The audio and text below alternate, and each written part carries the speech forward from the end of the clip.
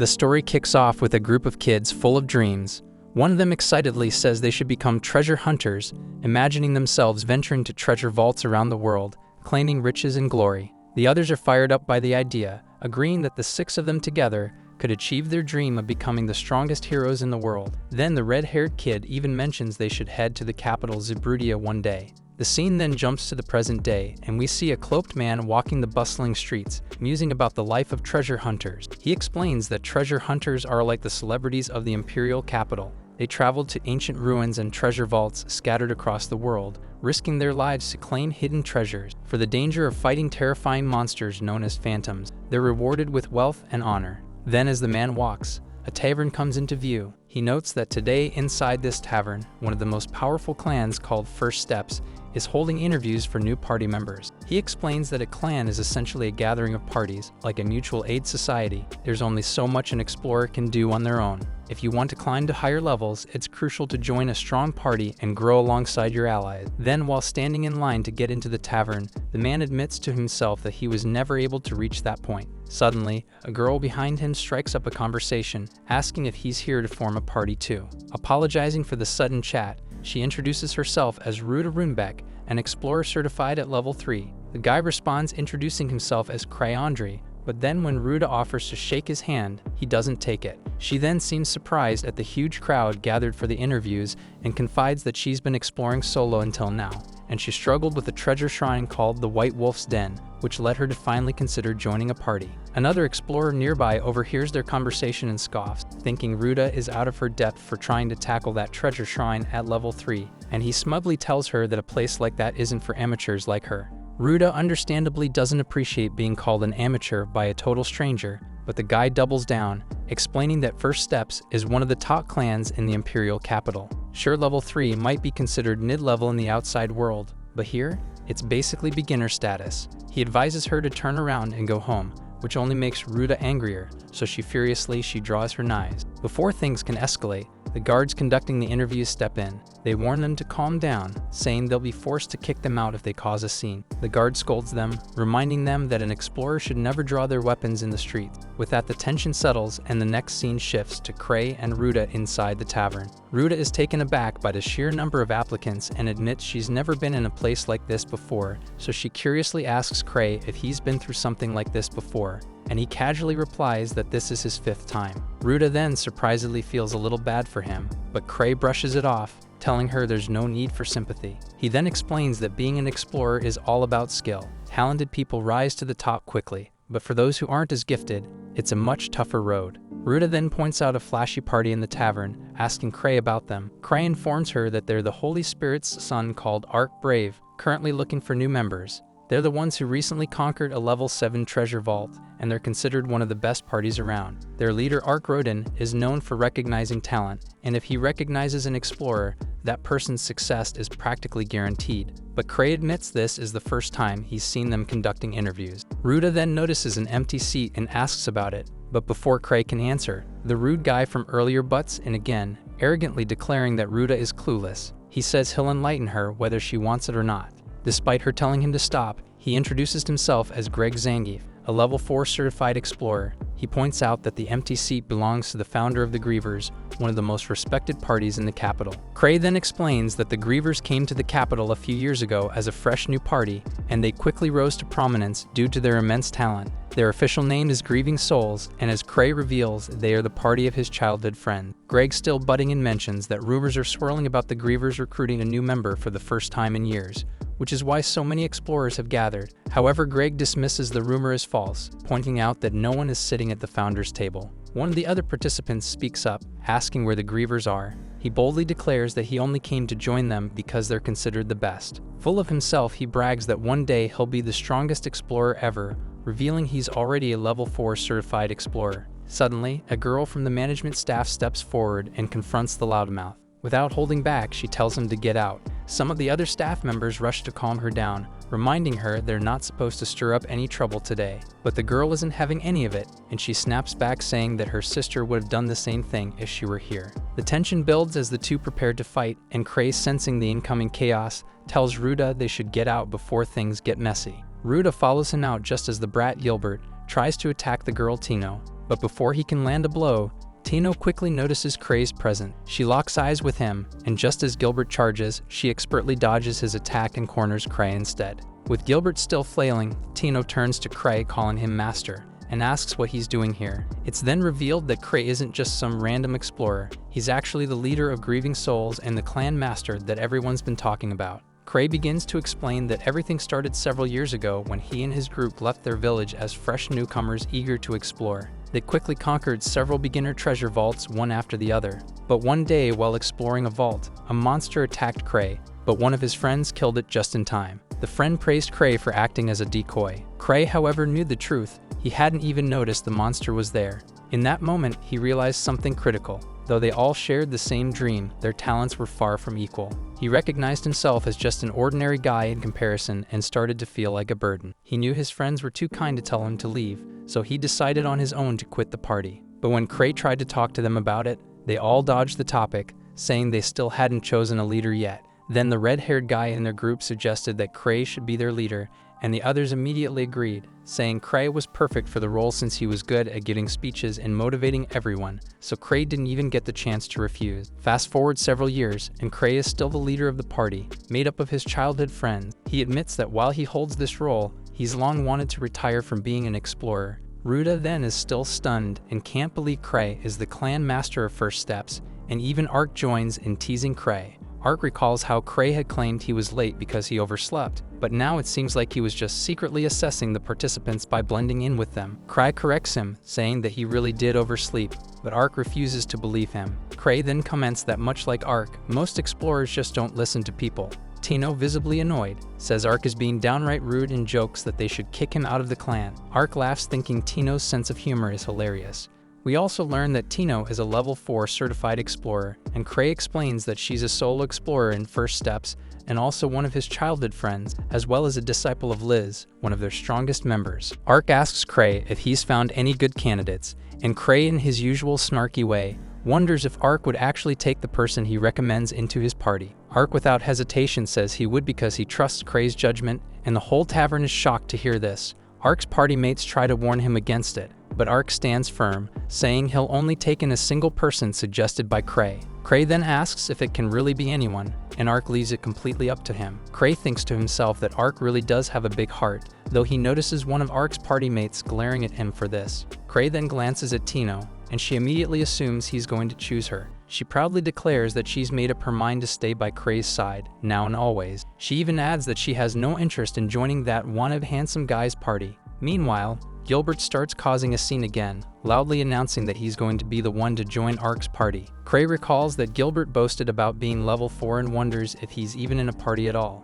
Gilbert brushes it off, saying it shouldn't matter. Crae starts thinking that maybe this guy could be an asset if Ark trains him right. But Crae admittedly knows his eye for talent isn't great, so it might come down to luck. Crae then tells Gilbert he'll recommend him to Ark, but there's a catch. He asks Gilbert what he thinks is the most important thing for an explorer. When Gilbert can't answer, Crae tells him not to lose. He warns that if Gilbert lacks strength, he could put his entire party in danger, so Crae needs to see if Gilbert has what it takes. He casually mentions that ever since he became an explorer, he's never lost once. The crowd is shocked by this, though Crae thinks to himself that the only reason it's true is because he's never actually had a proper fight. Crae pulls off a ring from his finger and tells everyone that whoever manages to get their hands on this relic will be the one he recommends to Ark. He tosses the ring into the air. Gilbert catches it, but before he can celebrate, Tino sends him flying with a powerful kick. The ring rolls onto the ground, and suddenly the entire tavern erupts into chaos as everyone scrambles to grab it, so the place is turned upside down. Meanwhile, Crae casually slips out, leaving the participants to wreck the tavern over his little test. The next day, Vice Clan Master Eva Renfeed informs Crae that the tavern incident has made the news. She reveals that the venue was completely wrecked due to his reckless actions. Crae then immediately asks if there were any civilian casualties and is relieved to hear there were none. However, Eva adds that the Explorers Association wants to have a word with him. Crae wonders if Ark had anything to say about the chaos, and Eva tells him that Ark just laughed after reading the article. Crae shakes his head, thinking Ark's far too easygoing, and suggests they charge the repair bill to Ark's account and send him to the association as well. Eva sighs, telling Crae he relies on Ark way too much. This time, though, the association specifically asked for Crae. Realizing he can't get out of it, Cray grumbles, knowing he has to go or else the branch manager might come after him instead. He then complains about not wanting to leave without an escort and mentions that his disguise relic, a powerful artifact called Reversible Face, which allows him to change his appearance, has broken. Eva rolls her eyes, assuring him no one's going to attack him this early in the day, so with no other choice,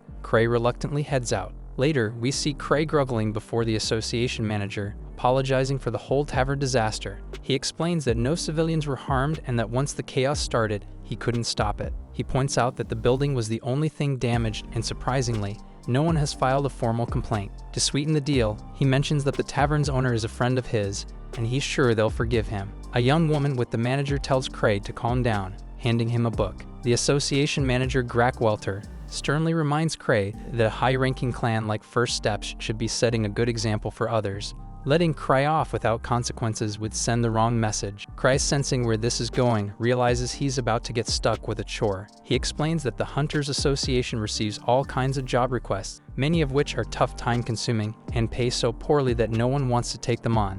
Hunters call these unwanted tasks chores, and Cray is not a fan of the idea. Resigned to his fate, Cray flips through the list of available chores, most of which are meant for level 4 explorers or higher, but eventually he finds a level 3 task that seems a bit easier and snatches it up without thinking too hard about it, and we find out that he chose a rescue mission. Afterwards, we see Cray leaving the association, and Grack watches him, thinking to himself that Cray hasn't changed a bit. He reveals that Cray, without realizing it, picked one of the most difficult-looking chores. Later, Cray discovers that Ark isn't at the guild headquarters, and Tino informs him that Ark has been summoned by some nobles. As Cray looks around and notices the place is empty, Tino approaches and shows him the ring he tossed the previous day, so Cray realizes she's the one who ended up with it. Tino proudly admits she didn't want anyone else getting their hands on his ring, and she nervously asks if she can keep it, and Cray tells her it's just a shooting ring, so she can have it. Then Cray casually asks if she's free right now. Tino, expecting a date, excitedly says she is, but her excitement vanishes when Cray hands her the chore he received from the association, so she horrifiedly bolts the second she sees it. But Cray calmly summons his magical chain Silver and orders it to bring her back. Moments later, Silver drags a reluctant and frustrated Tino back to Cray. She's visibly upset, accusing Cray of playing with her feelings. He thought he was asking her out, but instead he's saddling her with a crappy job. All she wanted was to get ice cream with him, not get stuck with an awful mission. She complains that the job is terrible, and that as a level 4 explorer, there's no way she can rescue 5 people on her own. Cray agrees, nodding sympathetically, but Tino also adds that she already knows he's only sending her on this mission for her personal growth. Cray, scratching his head, starts wondering if the mission is really that tough since it's labeled as level 3. Realizing Tino just doesn't want to tackle the task alone, Cray decides to pair her up with 3 new recruits, Ruda, Greg, and Gilbert. Tino isn't thrilled with the arrangement, still hoping she'd be exploring alongside Cray instead. But despite her grumbling, Cray hopes the group will be able to handle the mission together. 6 years ago, when Cray's party first rolled into the capital, they were on their way to the association to officially sign up as hunters. But right when they reached the door, Cray started second-guessing everything. Luke told him to stop overthinking it, especially since Cray was the one who insisted they shoot for being the best in the capital. But Cray isn't doubting his friend's strength. He's worried because he knows he'll only drag them down. Luke told him to quit the nonsense and, without missing a beat, marched up to the doors, flinging them open with a loud declaration that he was the strongest swordsman in the world. Right after Liz jumped in, shouting that she was the strongest thief in the world. With such a ridiculous over-the-top entrance, there's no turning back. So Cray walks up to the reception desk to register the party, but deep down he's already hoping they'll regret making him the leader. So when asked to choose a name for the party, he picks the edgiest thing he can think of and calls them Grieving Soul for absolutely no reason. The rest of the group hated it at first, thinking the name was dark and depressing. But the moment Cray tried to use his awful naming skills as an excuse to step down as leader, they all suddenly changed their minds, claiming they loved the name. Fast forward to the present, and Cray calls a meeting with everyone he's trying to dump his work onto. Greg, still in disbelief, can't wrap his head around the fact that Cray is actually the guild master of the Grievers. As crazy as it sounds, Cray confirms it, meaning he's also the infamous 1,000 Tricks that everyone's heard of. In the association, when a hunter hits a certain level of fame and achievement, they're given special titles, turning them into almost celebrity-like figures. Cray ended up with 1,000 Tricks as his title, but Gilbert refuses to believe any of it, since 1,000 Tricks is supposed to be the strongest person in the capital. and Cray looks like he's never even seen the inside of a training hall. Tino immediately jumps to Cray's defense, insisting that Gilbert is just too weak to understand Cray's power. Meanwhile, Cray's standing there, clueless as ever, wondering what power she's even talking about. He knows he only gets called the strongest because his friends constantly shower him with undeserved praise. But whatever, he asks if Gilbert and the others are going to take the job. Of course, Gilbert refuses because he's still not buying that Cray is the strongest in the city. Greg then tries to shut him up, nervous about what could happen if the actual strongest person in the capital loses his temper. But Gilbert, being the jerk he is, just shoves his fingers up Greg's nose. Since Gilbert clearly has no interest in cooperating, Cray shrugs it off and moves on to Greg. Greg's more than happy to accept Cray's request, so the only one left to ask is Ruta. Given that the quest is in a wolf den, Cray figures it's a perfect fit for her, since she was already planning to clear it. Ruta isn't exactly thrilled with the group she's stuck with, but she agrees to go along with it. Cray's pleased to hear that, so he tells Tino she can ask anyone else from the clan to help if she needs it. Tino, practically begging, pleads with Cray to join the team himself, but he shuts her down immediately. With Tino's party situation now sorted, Cray turns to leave, but of course, Gilbert can't just let things go. Upset that Cray's ignoring him, he challenges Cray to a duel. If he loses, he'll join the team. Cray, who absolutely hates getting dragged into duels, comes up with a quick fix. He agrees to the duel, but only if Tino fights in his place. Tino was more than happy with this arrangement, mainly because she's furious with Gilbert for daring to insult and doubt her master. She's also eager to show off her skills and give Cray a little demonstration of just how flexible she can be, throwing in some impressive camera angles for good measure. Gilbert might have gotten his face smashed in by Tino yesterday, but he's still running his mouth, claiming he was just caught off guard and that there's no way he'll lose to her again. And after he beats Tino, he says he's coming for Cray next. Cray, already irritated, has absolutely no desire to fight anyone today. But since Gilbert is so cocky, Cray casually points out that Tino is level 4 just like him. Tino chimes in, saying there's no way she could ever lose to someone like Gilbert, and to prove her point she drops her weapons on the ground, daring him to fight. Ruta and Greg are getting nervous because sure, Tino's strong, but fighting without weapons seems like a terrible idea. Normally Tino would win hands down because even though they're the same level, she earned all her experience doing solo missions and has tons of practice fighting other people, so she should win even unarmed. But Gilbert's got the Purgatorial Flame Sword, which could tip the odds in his favor if he uses it right, or at least it could have if he hadn't thrown his sword down too, deciding to fight barehanded.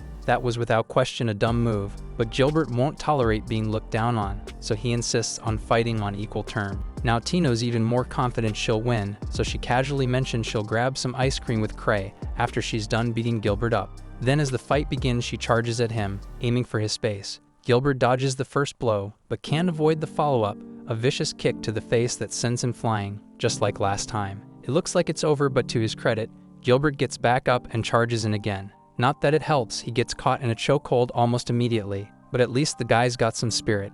After some effort and training on his part, Gilbert finally manages to break free from Tino's hold. But unfortunately for him, the moment he does, she drops him to the ground with a clean chop to the back of his head, so he's definitely not getting up this time. As Tino celebrates her victory, she thanks Cray for helping her become so strong, even though Cray never actually did a thing to train her. Greg and Ruta are left absolutely floored by Tino's strength, while Gilbert just can't accept that someone might actually be stronger than him. Since the day he first picked up a sword, Gilbert always believed he was destined to be a hunter. His training allowed him to surpass professional swordsmen with ease, and when he finally reached the age to register as a hunter, he headed straight for the capital and formed a small party to start clearing vaults. Up until now, he had never known defeat. Even though Tino isn't fond of him, she still respects Gilbert's skill, so she encourages him to pick up his sword and keep fighting. But Gilbert's stubborn and his pride refuses, so Tino shakes her head, disappointed knowing that foolish pride like his is a one-way ticket to getting killed. As much as Gilbert hates to admit it, Tino's right. If this had been a real fight, he'd be dead several times over by now, so he's forced to confront the harsh reality that he's not as strong as he thought. Right then, Cray chimes in, casually guessing that Gilbert probably left his previous party due to a difference in strength. Gilbert is floored because Cray is spot on. Cray goes on to explain that he's dealt with similar issues in his own party, though he didn't quit, even if he might have wanted to. Gilbert totally misinterprets this, thinking it means Cry completely outclasses his teammate, and that Grieving Soul, the strongest party in the capital, is miles ahead of everyone. So this gives Gilbert a whole new understanding of what it really means to be the strongest. Cray then notices Gilbert's sword and gives it a light tap, just to see what it's capable of. At his command, flames immediately start pouring out of it, much larger than anything Gilbert has ever been able to summon. Gilbert is absolutely floored. He's owned the sword for ages, but has never managed to produce flames even close to this, let alone control them the way Cray just did, with a mere tap, and even without grabbing the handle. In this world, mana material is the lifeblood of everything. It's everywhere, just invisible to the naked eye. But inside treasure vaults, mana condenses into all sorts of physical forms, turning into everything from bizarre crystals to rare artifacts. The White Wolf's Den is one of these vaults, known for spawning blood-soaked wolf phantom. Naturally, Cray is more than relieved he sent the others down there and didn't have to deal with it himself. Eva, however, questions his decision. Was it really smart to send such inexperienced hunters into a place like the Wolf's Den? Cray waves it off, saying it's only a level 3 vault, and those 4 are pretty skilled for their level. Besides, he just has to thank Eva for the info on Gilbert, because watching Gilbert freak out when Cray randomly guessed a bunch of stuff about his past was pure gold. Eva's glad she could be of help, but she's more curious about how Cray handled Gilbert's relic like it was child's play, so she wants to know his secret. Cray shrugs, saying the relic was pretty straightforward, one of those he can control right off the bat. Even someone as green as Gilbert could use it with minimal training, so Cray doesn't see what's so impressive about it. But being the relic hoarder that he is, he's already debating whether to ask Gilbert to sell him the sword. Eva shuts that idea down immediately. Cray's already blown through a huge chunk of his budget on relic collecting. His collection is massive as it is, so why on earth would he need yet another one? Cray's eyes light up, insisting that each relic is one of a kind, and even though he's sitting on over 20 relic rings alone, there's always room for one more.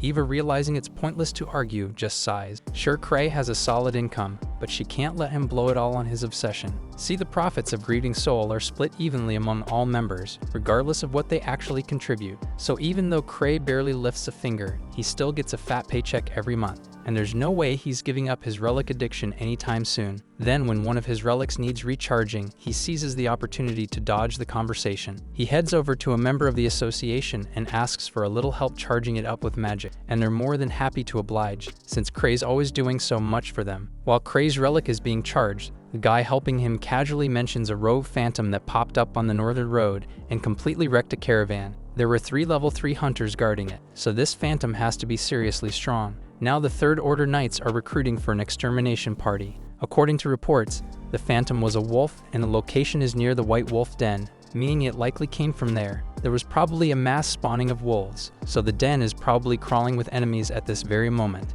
Anyone unlucky enough to be down there is in for a world of hurt. Cray tries to brush off his concern, telling himself Tino's party is probably fine. But then the people around him start chatting about how the monsters in the White Wolf Den have been growing stronger lately, to the point where the association is considering bumping up its threat level. Worse still, a well-known level 5 Lancers party went missing inside that vault. So if even a level 5 team couldn't handle it, anyone below that level doesn't stand a chance. Now Cray is seriously worried and decides to double-check the quest he received earlier. Only now does he realize it wasn't just a random mission. It was a rescue job for Lancer Rudolph and his level 5 team. Cray should have actually read the quest details before sending Tino and the others into that death trap, but it's too late to call them back now.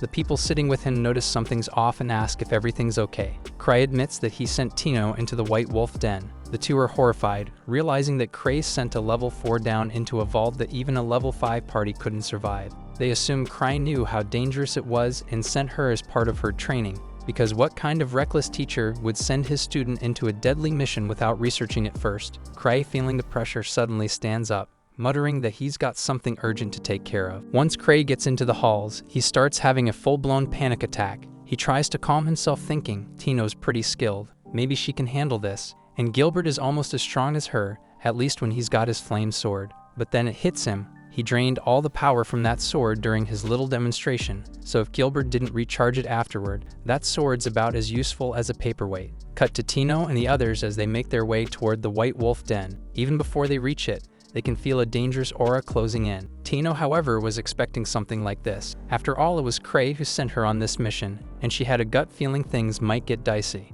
That's why she even wrote a will, just in case she doesn't make it back. Still, she's confident she won't die. In her mind, Cray's got everything perfectly planned out. She believes he chose each member for the mission with careful deliberation, though Greg isn't buying it. He reminds her that Cray only met them yesterday. Gilbert agrees it seems unlikely, but at the same time, he wouldn't put it past Cray to have already done a full background check on all of them before they even met. In fact, the whole incident at the pub could have been part of his plan. So while this mission is way out of their league, Tino's convinced that Cray wouldn't send them on a suicide run. Unfortunately, that's exactly what Cray did, and he's absolutely freaking out about it. Realizing he sent them straight into a death trap, he decides to rescue them himself. Rushing into his hidden room, he starts grabbing every relic he can carry. Meanwhile, Tino and the others encounter a phantom who is wielding a sword and wearing armor, and they are surprised as they were expecting a wolf. Back to Cray while he is leaving, Eva catches sight of him and of course assumes this was all part of Cray's grand test for Tino. She figures he planned it so Tino wouldn't actually be in any real danger,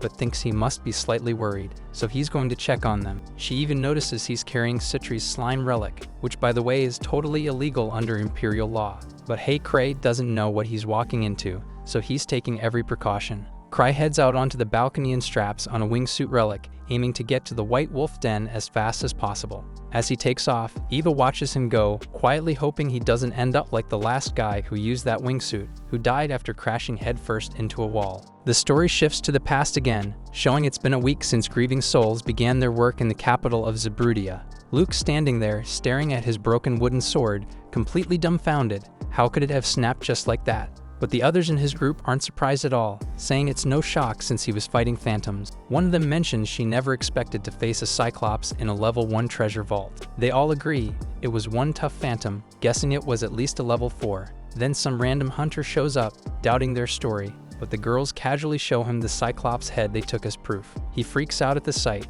while Cray just shakes his head, thinking this is exactly why he told them not to bring the head along. Next, the scene cuts to Tino and the gang, having just taken down a wolf-like monster, but they're absolutely spent. Ruda points out that this creature doesn't seem like something you'd encounter in a level 3 vault, and everyone agrees, it was way too much. Greg then turns to Gilbert, asking why he didn't use the flames from his sword. Gilbert says his sword's out of mana, because Cray had used it earlier, and now he can't recharge it himself. Ruda suggests they should retreat. The situation's not what they were led to believe, and the people they were supposed to rescue might already be dead. But Tino, stubborn as ever, refuses to back down, arguing they haven't even entered the vault yet. Greg then pushes back, saying survival is more important than any mission, but Tino calmly explains he's got it wrong. They are not here to collect corpses. She's certain those people are still alive, and they're just following the plan of a level 8 hunter. She goes on to say that even the Purgatorial sword running out of mana is probably part of Cray's big plan, teaching them not to lean so much on relic. They then get closer to the treasure vault and notice several crimson wolves inside, all equipped with armor and weapon. It hits them that the wolf they faced earlier wasn't just some random outlier, there's more.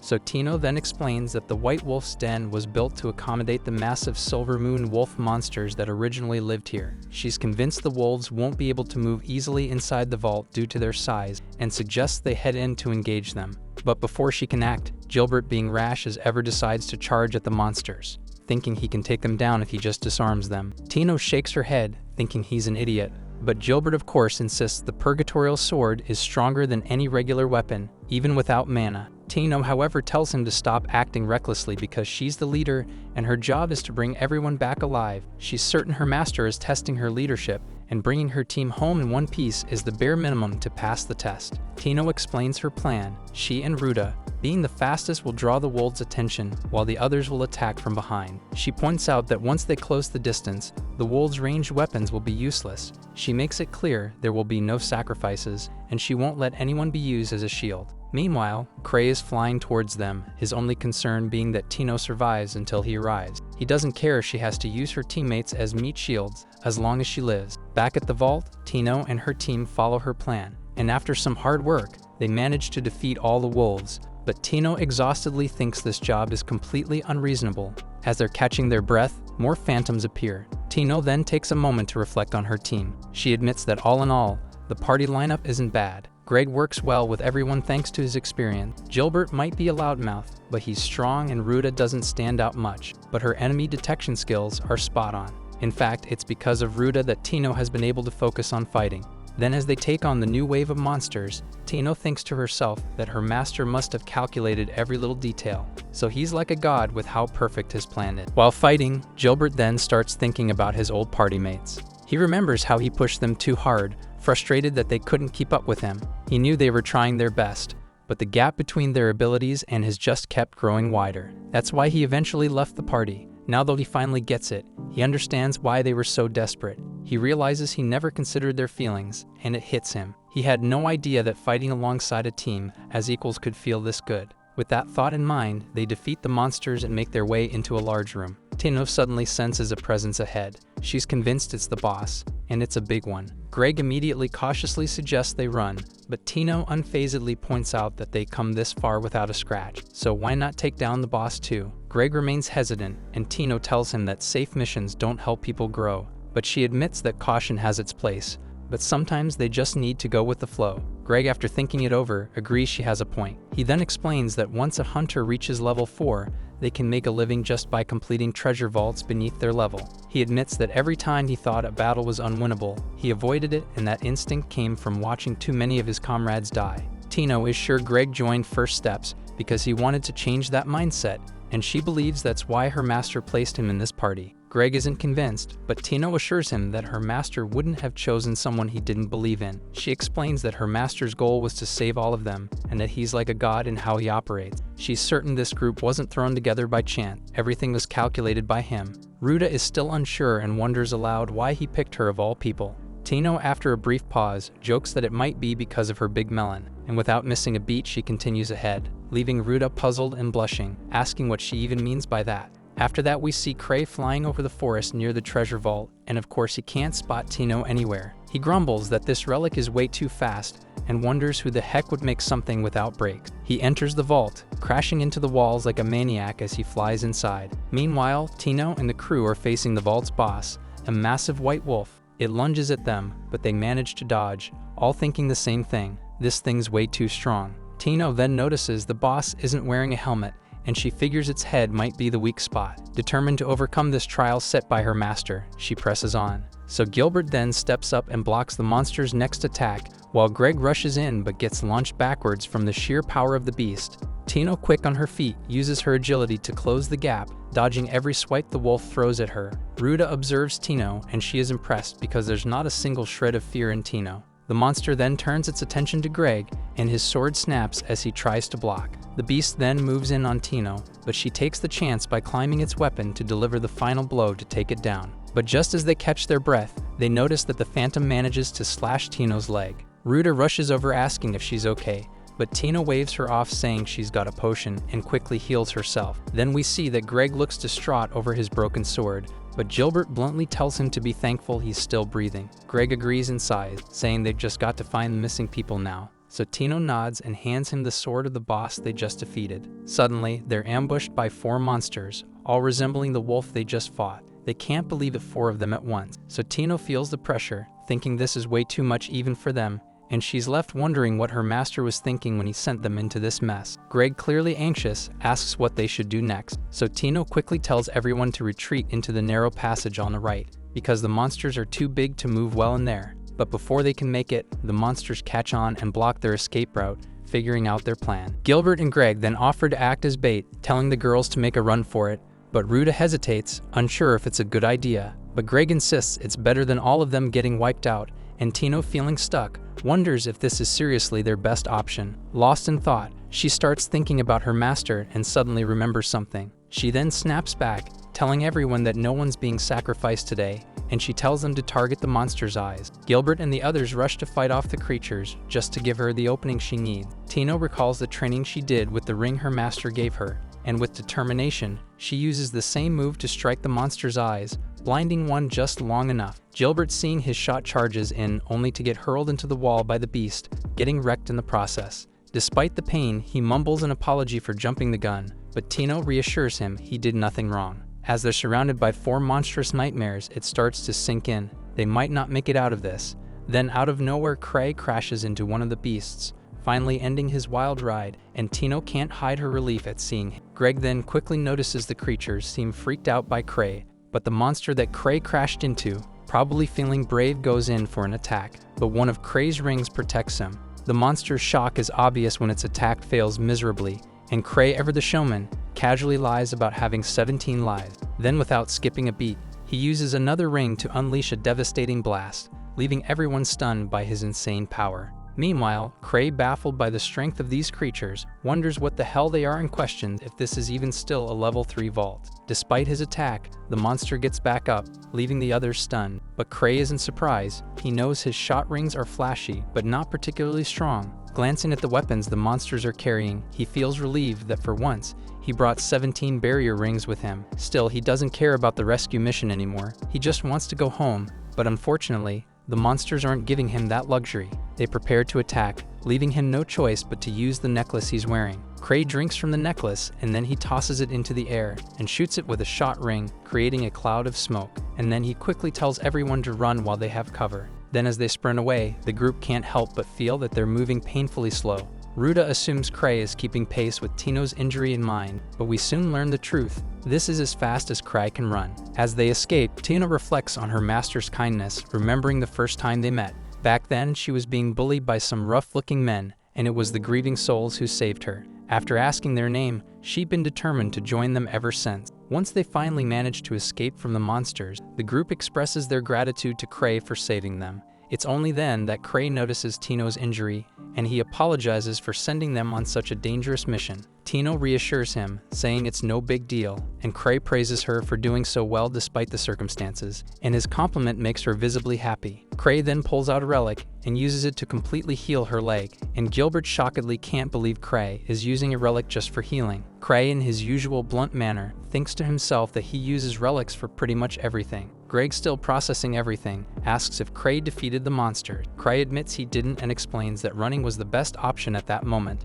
and he urges them not to dwell on it and tells them to follow him. As they do, Kray has a sinking realization. He has no idea where they are or where the exit is, leaving him silently wondering what on earth he's supposed to do now. The story then flashes back to 6 years ago, where Luke and the others first lay eyes on Kray's collection of relics. They're blown away by the sight of them, so Liz asks Kray to pick one out just for her. Kray then casually mentions that he did promise to do that, and Luke, not wanting to be left out, protests that's not fair and asks Kray to pick relics for him too. Soon enough, the whole group chimes in with the same request. Then one of the party members curiously points to a relic and asks about it, so Kray explains it's a magic bag, one that can store more items than it seems. The girl is impressed and realizes the bag must warp space, thinking it's a rare and valuable item. But Kray quickly deflates her excitement, revealing it can only store chocolates, and that quickly changes her enthusiasm. Meanwhile, Liz puts on a bracelet from the relics and admires how cute it looks. But in seconds, she stumbles and can't get up. Kray then explains it's actually a labyrinth ring, which completely messes with a person's spatial awareness. Liz, now frustrated, struggles on the ground as Kray continues, casually adding that most people who wear it end up tearing their bodies apart from the disorientation, and the fact that Liz is still in one piece, pretty astounding. Next, Luke picks up a wicked-looking sword, clearly drawn to how cool it looks. Kray tries to warn him, telling him it's a cursed blade, but Luke's already too late. The moment he touches it, he goes into a full frenzy. His party scrambles to hold him down while Kray's collection of relics ends up causing absolute chaos. In the end, it's explained that these relics were later turned into training gear for Luke and Liz. The story then jumps back to the present, where Kray is quietly losing it. He knows Tino and Ruda are both thieves, so he really wishes they'd be out doing some recon or something useful. Instead, they seem to have complete faith in Kray's ability to navigate, even though he has no clue where he's going. Then Gilbert chimes in full of admiration, certain that the great Kray must have everything under control. But to him, it looks like they're wandering in circles. He finally asks Kray if they're heading toward the exit. But before Kray can even stammer out a response, Tino steps up confident as ever and points out that this path definitely doesn't lead to the exit. She has a rough idea of the den's layout from a map she saw, and while they're heading in the wrong direction, she assumes Kray must have some deeper plan. Ruda of course agrees, but wishes Kray would at least tell them where they're going, but Kray is still silent. Eventually, they come across a fork in the road, and Kray, still winging it, randomly picks a path. To everyone's shock, he miraculously leads them straight to the injured hunters they were sent to rescue. Kray naturally has no idea how he managed this, but since the others are already moving to help, he plays along. Watching them tend to the injured, Kray is genuinely amazed that Tino noticed them, because he sure as hell didn't. The leader of the injured group, Rudolph, thanks Tino for saving them. But in typical Tino fashion, she gives all the credit to Cray, saying they never would have made it without him. Cray, feeling the pressure, tries to explain that he was just guessing the whole time and doesn't deserve any praise, but no one believes him for a second, and they just think he's being modest. Meanwhile, Ruta is busy handing out potions to help the hunters recover, but they're still losing energy fast because they haven't eaten in ages. That's when Cray remembers the one smart thing he did, bringing along his magic chocolate bag with a near infinite supply of chocolate inside. He figures it's the perfect solution for now. Rick then turns to Rudolph, saying he's glad Rudolph made it out alive, because when he first heard that a level 5 party had gone missing in this dungeon, he feared the worst, but Rudolph grimly replies that they barely survived. Gilbert is skeptical and finds it hard to believe. Sure, the wolves were tough, but there's no way a level 5 party should be overwhelmed by monsters like that. But Rudolph wasn't talking about the wolves, rather the real threat was something far worse. A small phantom covered in bones that completely wiped out their party. Whatever that thing is, it's the pure embodiment of a grudge. It has full control over the vault, likely the curse of the silver moon that haunts this place. It embodies the resentment of every monster slain here, and over time its power grew until it became a true nightmare. Rudolph and his crew are no amateurs, they're some of the strongest around, yet every single one of them was helpless against this beast. In fact, Rudolph would go so far as to compare the Phantom to Thousand Swords, a member of Grieving Souls and widely recognized as the most powerful swordsman in the capital. Thousand Swords is a prodigy who's mastered every orthodox technique, only to invent more on top of them. This guy can take down enemies by the dozen, and he does it all with a wooden sword. Luke isn't someone to take lightly either, so Cray feels like it's a bit of an exaggeration to compare a phantom to him. If something like that really existed, Luke would have hunted it down by now. Still, considering this phantom completely wiped out a level 5 party, Cray isn't exactly confident that Tino and her group can handle it.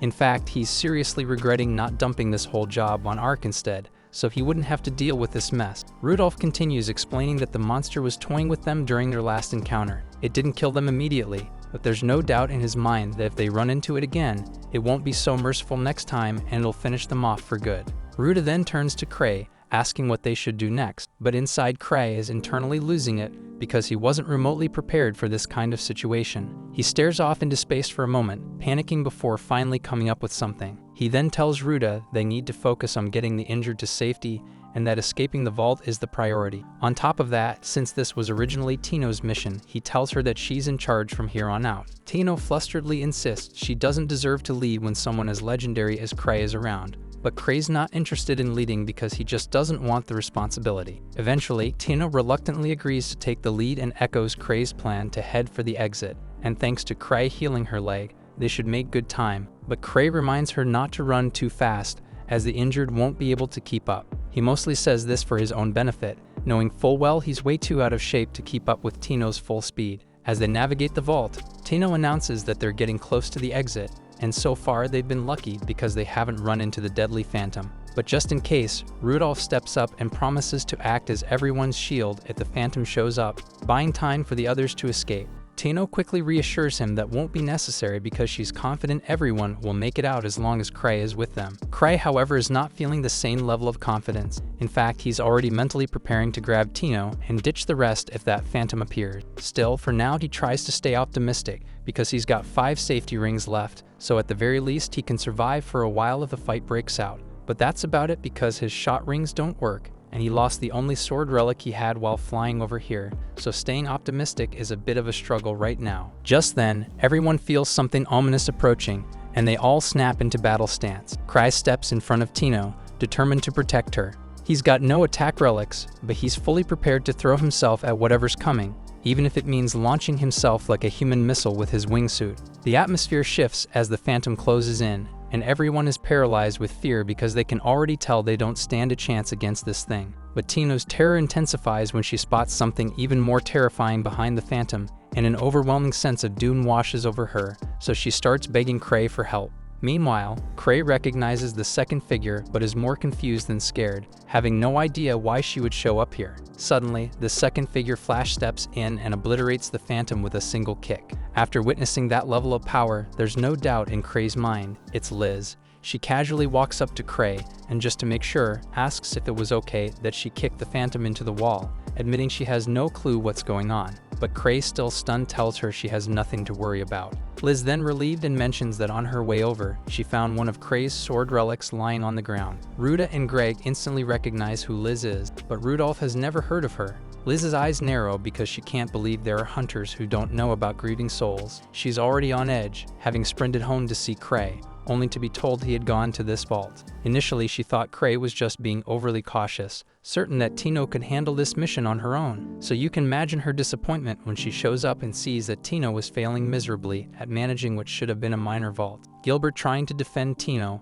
pipes up to say that she didn't do anything wrong, but Liz isn't having it, and without a second thought, she kicks him into the wall, leaving him nearly dead from the hit. With no more distractions, Liz turns her fury back on Tino, berating her for being such an incompetent weakling after all the training she's been through. Tino then starts begging for forgiveness, and Cray can barely watch because Liz is really tearing into her. As Liz continues yelling, the Phantom begins to recover from that brutal kick, and both Greg and Ruda are frantically pouring healing potions on Gilbert, trying to keep him alive after the hit he took. Not wanting Tino to end up in the same situation, Cray steps in attempting to calm Liz down. He reminds her that Tino doesn't deserve this anger because he sent her to rescue the hunters, and she actually did complete her mission, so calling her incompetent isn't fair, especially considering how well she handled everything. As soon as Liz hears Cray say this, her fury melts away as she turns to him and asks if Tino really did a good job. Cray reassures her, telling her that Tino truly impressed him. While he's at it, he also takes the opportunity to congratulate Liz for finally learning to hold back with her attacks. Liz, now beaming from the praise, admits that she still doesn't fully understand the point of going easy, but since Cray wouldn't stop nagging, she eventually learned to pull her punches. Cray is glad she listened, though he does point out that she might need a bit more practice. After all, Gilbert is in critical condition from her so-called warning shot. Tino apologizes again for the trouble she's caused, but Liz, now calm, reassures her. She tells Tino she's got real potential, but she'll have to work twice as hard to make up for her lack of raw strength. Meanwhile, the Phantom has regrouped with one of the wolf bosses and is preparing to attack again. The rest of the group braces for the worst, but Liz just looks annoyed. The monster has the audacity to pull out a machine gun, as if that's supposed to intimidate her. She casually picks up her mask, and as the wolf opens fire, Liz doesn't even flinch. The bullets move so slowly, they might as well be in slow motion, and by the time the gun runs out of ammo, Liz is still standing there, completely unharmed. Not only that, but she's casually holding some of the bullets in her hand, and she's even had the time to arrange the rest into a neat little pattern. Liz might have cooled down earlier, but finding out that Tino was struggling against a monster with a gun has her even more furious than before. Liz was dodging bullets by the time she was 10 years old,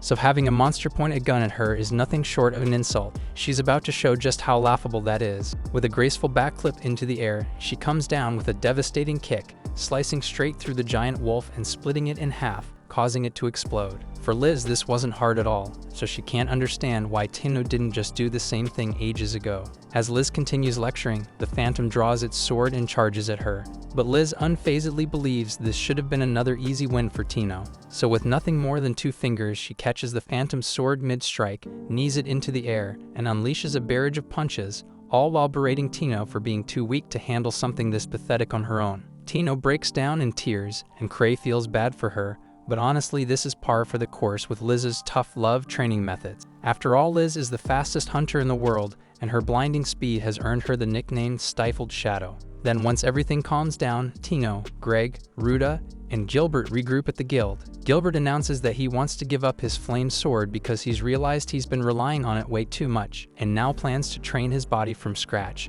until he can catch bullets like Liz. The others don't believe for a second that he'll ever manage it, but if he's serious about wanting to be like Liz, Tino figures he should know something about the masks they all wear. Everyone assumes Cray planned it this way to sharpen his party's skills, but the truth is when Cray ordered the masks for Grieving Souls 6 years ago, he forgot to include eye holes. So yeah, everyone in the party has basically been fighting blind this entire time. Back in the present, we find Cray searching for Citri's slime, but it's nowhere to be found, so he frustratedly decides to just forget about it for now. Though that's easier said than done because his mind drifts back to a year ago when Citri Smart, an eccentric alchemist with a certification level of 2, left the slime in his care, convinced it would be safe with him. Citri is famous as the brains behind the Grievers and a member of the Empire's academic institution, is known for her brilliance and unconventional ways. In the past, she was even hailed as the most outstanding alchemist, with the moniker Unfettered. Cray reflects that her genius has often led him into sticky and dangerous situations just like this one,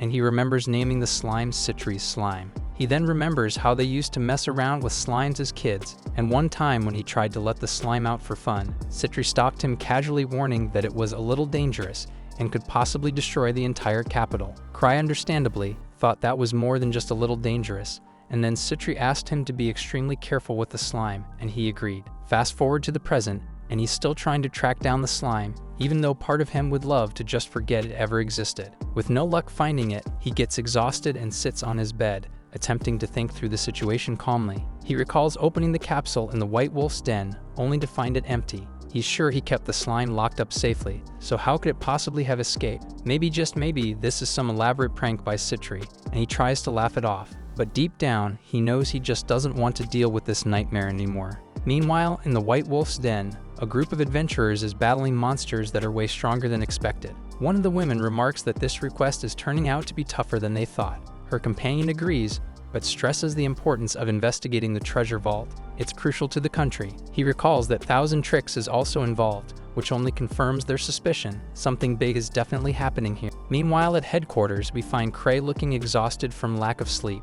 As he stumbles around, he runs into Eva, who informs him that they've been contacted by the association regarding the White Wolf's den. Cray, in his typical fashion, casually tells her to pass it on to Tino, since she was the leader of that mission. Eva, wanting to handle it herself but unable to, explains that Tino is busy training with Liz. Cray, clearly not in the mood, changes the subject, asking Eva if there's been any movement in the Imperial capital. Eva, understandably confused, asks what kind of movement he means. Cray, shrugging it off, says it's probably nothing and that it's good if nothing's going on. Eva, now suspicious, says she'll look into it anyway, thinking Cray is hinting at something deeper. But Cray brushes it off, telling her it's just his imagination. He then decides to go check on Tino instead, and Eva informs him she's training on the second basement level. As Cray walks off, Eva remains convinced that Cray's comment wasn't as innocent as he made it seem. She knows he's had a freakish ability to predict natural disasters like earthquakes and treasure vault abnormalities, but she's unaware that Cray's predictions may have been because he caused some of those disasters himself.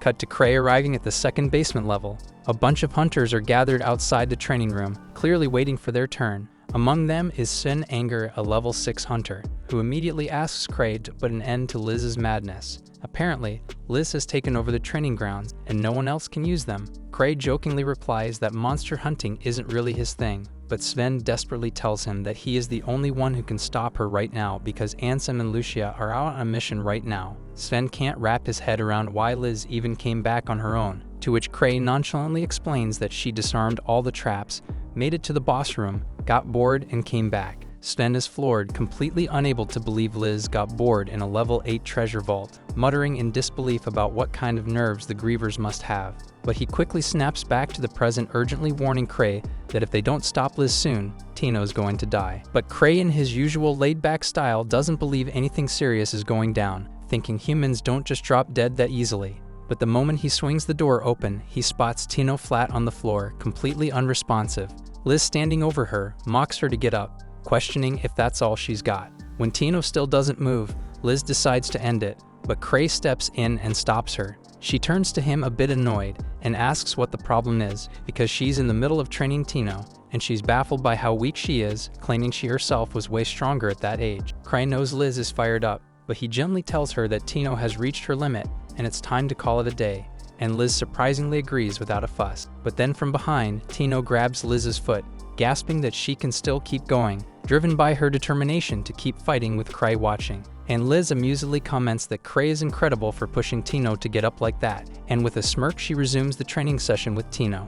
Cray then leaves the room, apologizing to the hunters waiting outside, explaining that Liz isn't going to listen to reason when she's in that kind of mood. Sven then shrugs and says it can't be helped, remarking how tough Cray must be on Tino, seeing how hard he's pushing her. Cray tries to deny it, but Sven waves him off, uninterested in the explanation, so Cray lets it slide and sits down with Sven to talk. Sven then fills Cray in on the latest bad news. The northern route has been closed off due to the appearance of multiple phantoms, and the situation is still under investigation. And to make matters worse, the knights who went to check things out were killed. Cray remembers hearing about phantoms from the White Wolf's Den attacking a traveler and thinks something's definitely off with that treasure vault, so he wonders if this is why Gark called for him. His thoughts then drift to Ark, wishing he were around to handle this mess because everything always seemed to go smoother with Ark in charge. So eventually Cray decides to buy some time until Ark returns. Noticing how calm Cray looks, Sten remarks on how relaxed he seems despite the chaos. Cray, internally shrugging,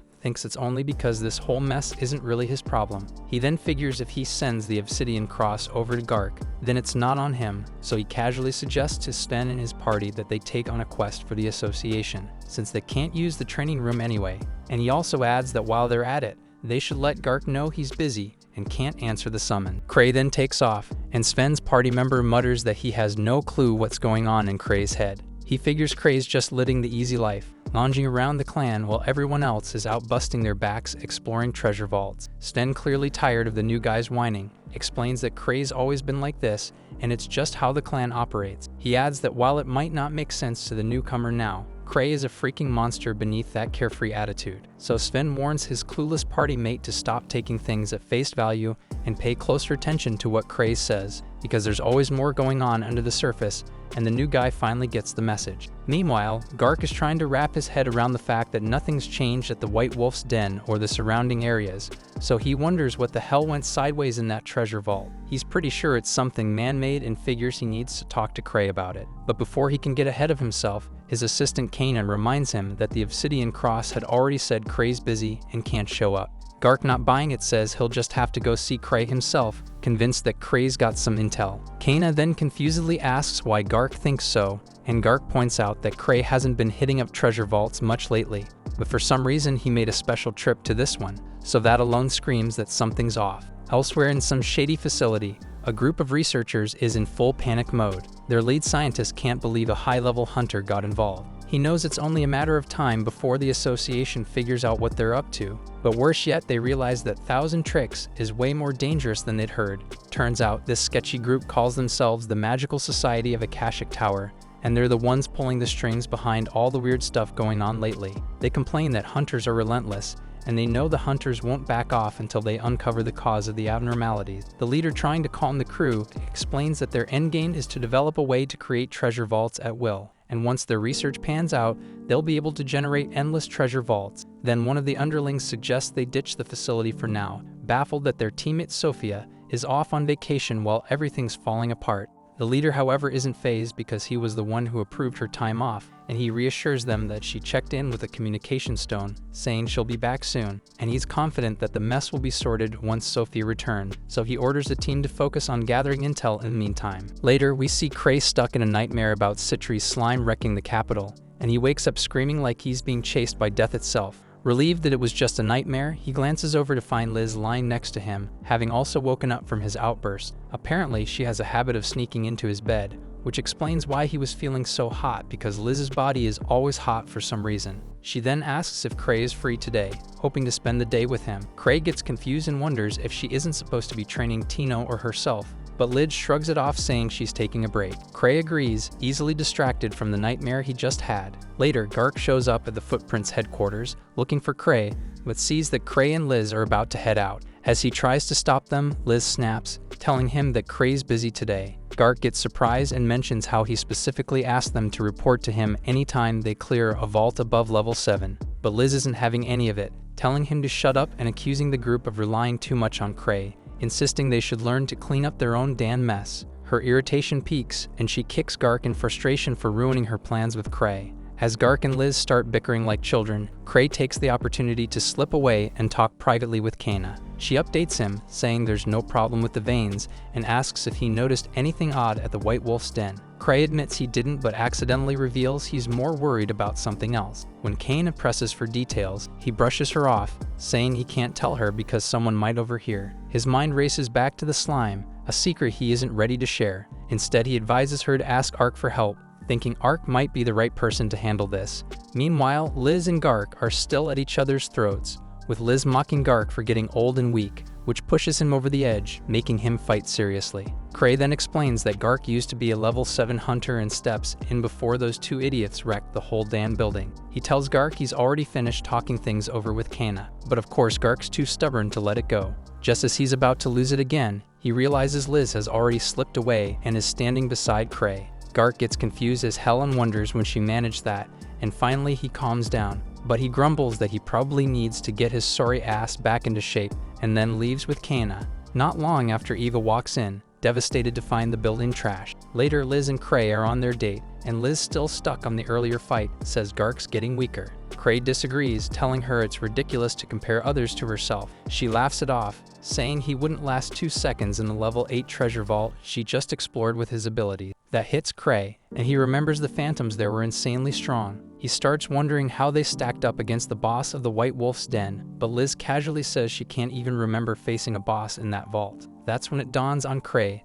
The boss wasn't even worth remembering to her. Cray's thoughts then drift to Citri, and the others still inside that level 8 vault, and he really hopes they hurry back, because he's going to need Citri to do something before that slime stirs up a whole heap of trouble. Liz then notices that he seems down, and out of nowhere he asks what she'd do if Subrutia was ever destroyed, but Liz, with her usual upbeat attitude, says she'd run away with him, but this time she wants them to go to a tropical country since she's never seen the ocean, and Cray thinks she's almost annoyingly optimistic. Then out of the blue, Liz snatches up a guy who was watching them. Cray asks her to let him go, and as soon as she does, the man bolts. Liz then wonders if he let the guy escape on purpose, and she can't believe how good his acting is, but Cray's left completely clueless about what she's even talking about. Meanwhile, the man is holed up in his hideout, baffled by how Liz noticed him. He's also scratching his head over why Cray let him go and wonders just how much they already know. Elsewhere, a young woman approaches Noctis Cochlear, the leader of the shady researchers we saw earlier. She then introduces herself as Sophia Black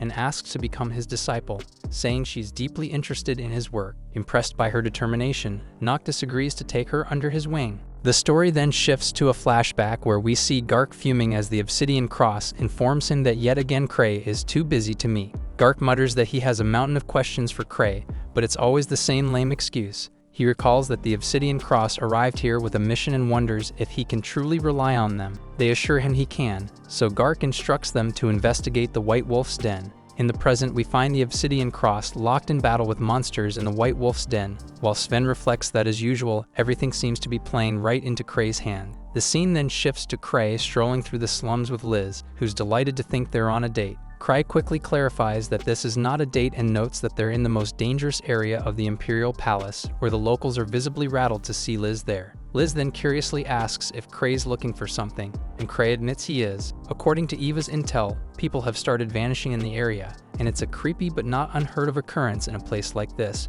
But if a Citri slime is involved, it's no joke. He also recalls a new ice cream shop recently opened in the area and decides to check it out while they're there. He then suggests they head to the shop, and Liz clings happily to his arm as they walk. Meanwhile, the man Liz had apprehended earlier spies on them from a nearby building, and he wonders why on earth they're here, and if Cray somehow let him go on purpose to be tracked, but he's certain no one had followed him. He's confident that no one could guess their new ice cream shop is actually a research base, and is baffled at how Thousand Tricks figured this out. He hurriedly decides to close up shop, just as Sophia arrives. He's relieved to see her, and when Cray and Liz reach the shop, they find it locked. Liz gets frustrated and tries to break down the door, but Cray stops her, suggesting they may just be closed for the day. Liz insists it was open moments ago, because she can still smell the sweetness in the air. Inside, the man listens to their conversation sweating nervously, but then feels a wave of relief when he realizes Cray and Liz are getting up and walking away. Back at the clan, Cray is feeling frustrated after coming up empty-handed despite all his investigating. He wonders where on earth Citri's slime could have vanished to,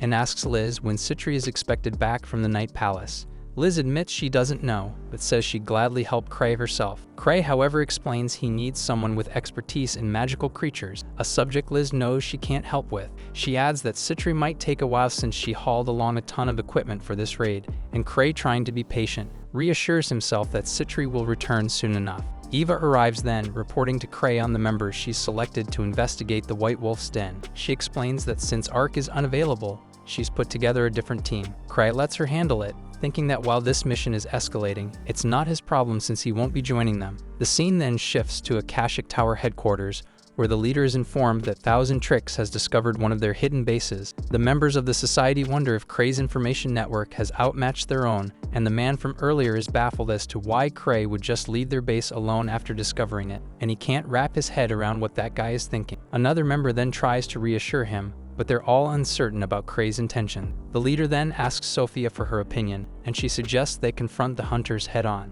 Others argue that they stand no chance, but Sophia dismisses their doubts. She points out that while they may be in a legal society, that doesn't mean they have to roll over for anyone. She insists this is the perfect opportunity to test the defense system she designed, and adds that if they wipe out these hunters, there won't be anyone left to spread information about them. The leader agrees with her, so he hands the command over to Sophia and leaves her to handle the situation. The scene then shifts to Tino in the bath, marveling at her own skin because there's not a single scratch on her body, even after the hell training her master put her through. She realizes her master must have dumped her in a potion bath after beating her senseless, and she's just glad to still be breathing. Afterwards, Tino heads over to the clan building and is shocked to find a crowd of people gathered there. She then asks one of the members what's going on, and he explains that they're teaming up with the association to investigate the White Wolf's den, and she's surprised they're deploying this many people. The member then adds that Kray had initially wanted to send Ark, but since he's unavailable, all these folks are standing in as replacements. Still, he admits that only the Grievers can truly fill Ark's shoes. Tino then starts wondering what must have happened in that treasure vault since her last visit to trigger this kind of response, and then we see that even Kray looks stunned at the turnout.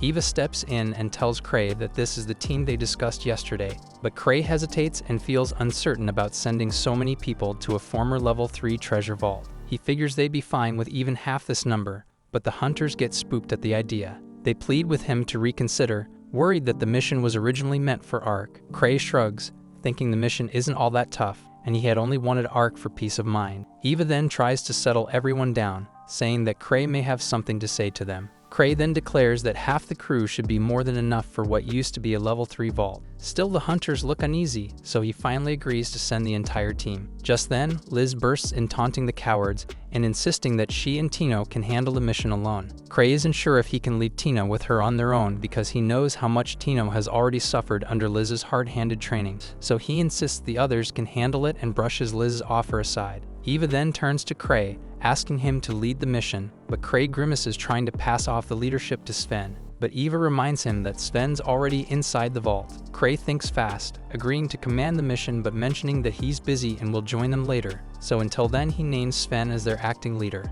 Eva accepts, and Kray, satisfied with his plan, decides he'll take his time joining, aiming to show up just as the mission wraps up. Meanwhile, Sven and his party battle their way through monsters in the White Wolf's den, taking down every creature they encounter. Sven notes that while the monsters are strong, nothing here seems especially out of the ordinary, but they decide to press forward anyway. Back at the clan, Liz stews over why she's been left behind, pestering Kray to let her go with the others, but Kray declines, claiming he has a different task lined up for her. Liz lights up at this, agreeing to stay put, while Kray smirks to himself because he only said that to keep her from charging off to the treasure vault on her own. One of the hunters then asks Kray if there's anything specific they should watch out for on this quest. Kray mentions a slime, and that catches the hunter off guard because slimes shouldn't be in a high-level treasure vault. But Kray insists they keep an eye out anyway, cautioning that it may not be just any ordinary slime, and with that the hunters set off. The scene then shifts to the Akashic Tower members, who are in a full-on panic. They're floored by the massive scale of the hunter's assault, and the leader fumes, calling it a shameless attack. He grumbles that they're being blocked from seeking the truth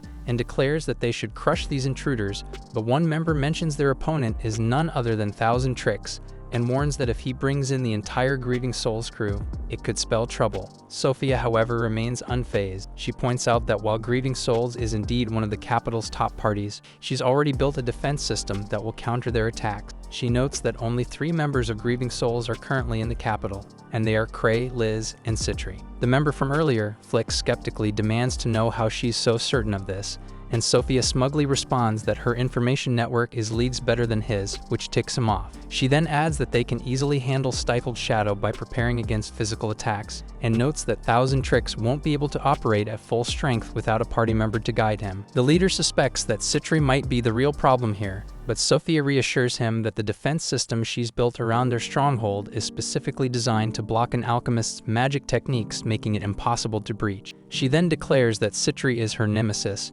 and she's fully prepared to crush her once and for all. Sophia also explains that Citri has been poking around this research ever since she caught wind of the leader's thesis, and she firmly believes someone like Citri has no right to meddle in his work.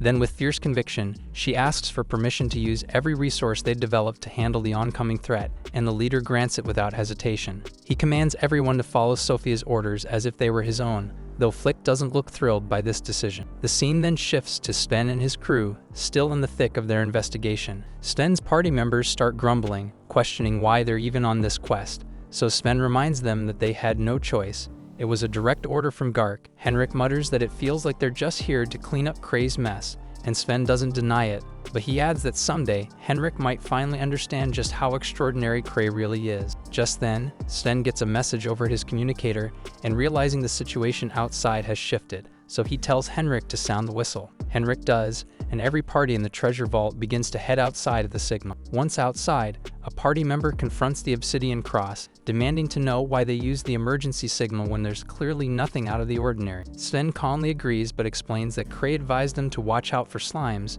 but the guy can't believe it, scoffing that Kray would issue such an order from his comfortable desk back in the capital. And after all, slimes are weak creatures, hardly worth a fuss. But Sven calmly replies that he sounded the whistle out of concern for everyone, adding that it won't hurt to wait for reinforcements before pressing on. The team still can't wrap their heads around the idea of slimes appearing in a high-level treasure vault. Sven then brings up an odd story, recalling how once Kray invited them to a flower viewing party but insisted they all bring their weapons since it was outside the city. The rude guy rolls his eyes, wondering why Sven's rambling about a flower viewing trip now. Sven explains that the place they visited is now a treasure vault, and he asks if they've ever actually seen a vault appear because it's like hell bursting open right on Earth. The guy realizes Sven's talking about the infamous Prism Garden, and Sven adds that Thousand Tricks has a way of foreseeing these things. He points out that he paid a hefty price for the communication stone just to get the intel faster from Kray, because any information from him is very valuable. Back at the clan building, Liz eagerly asks Kray when they're heading out,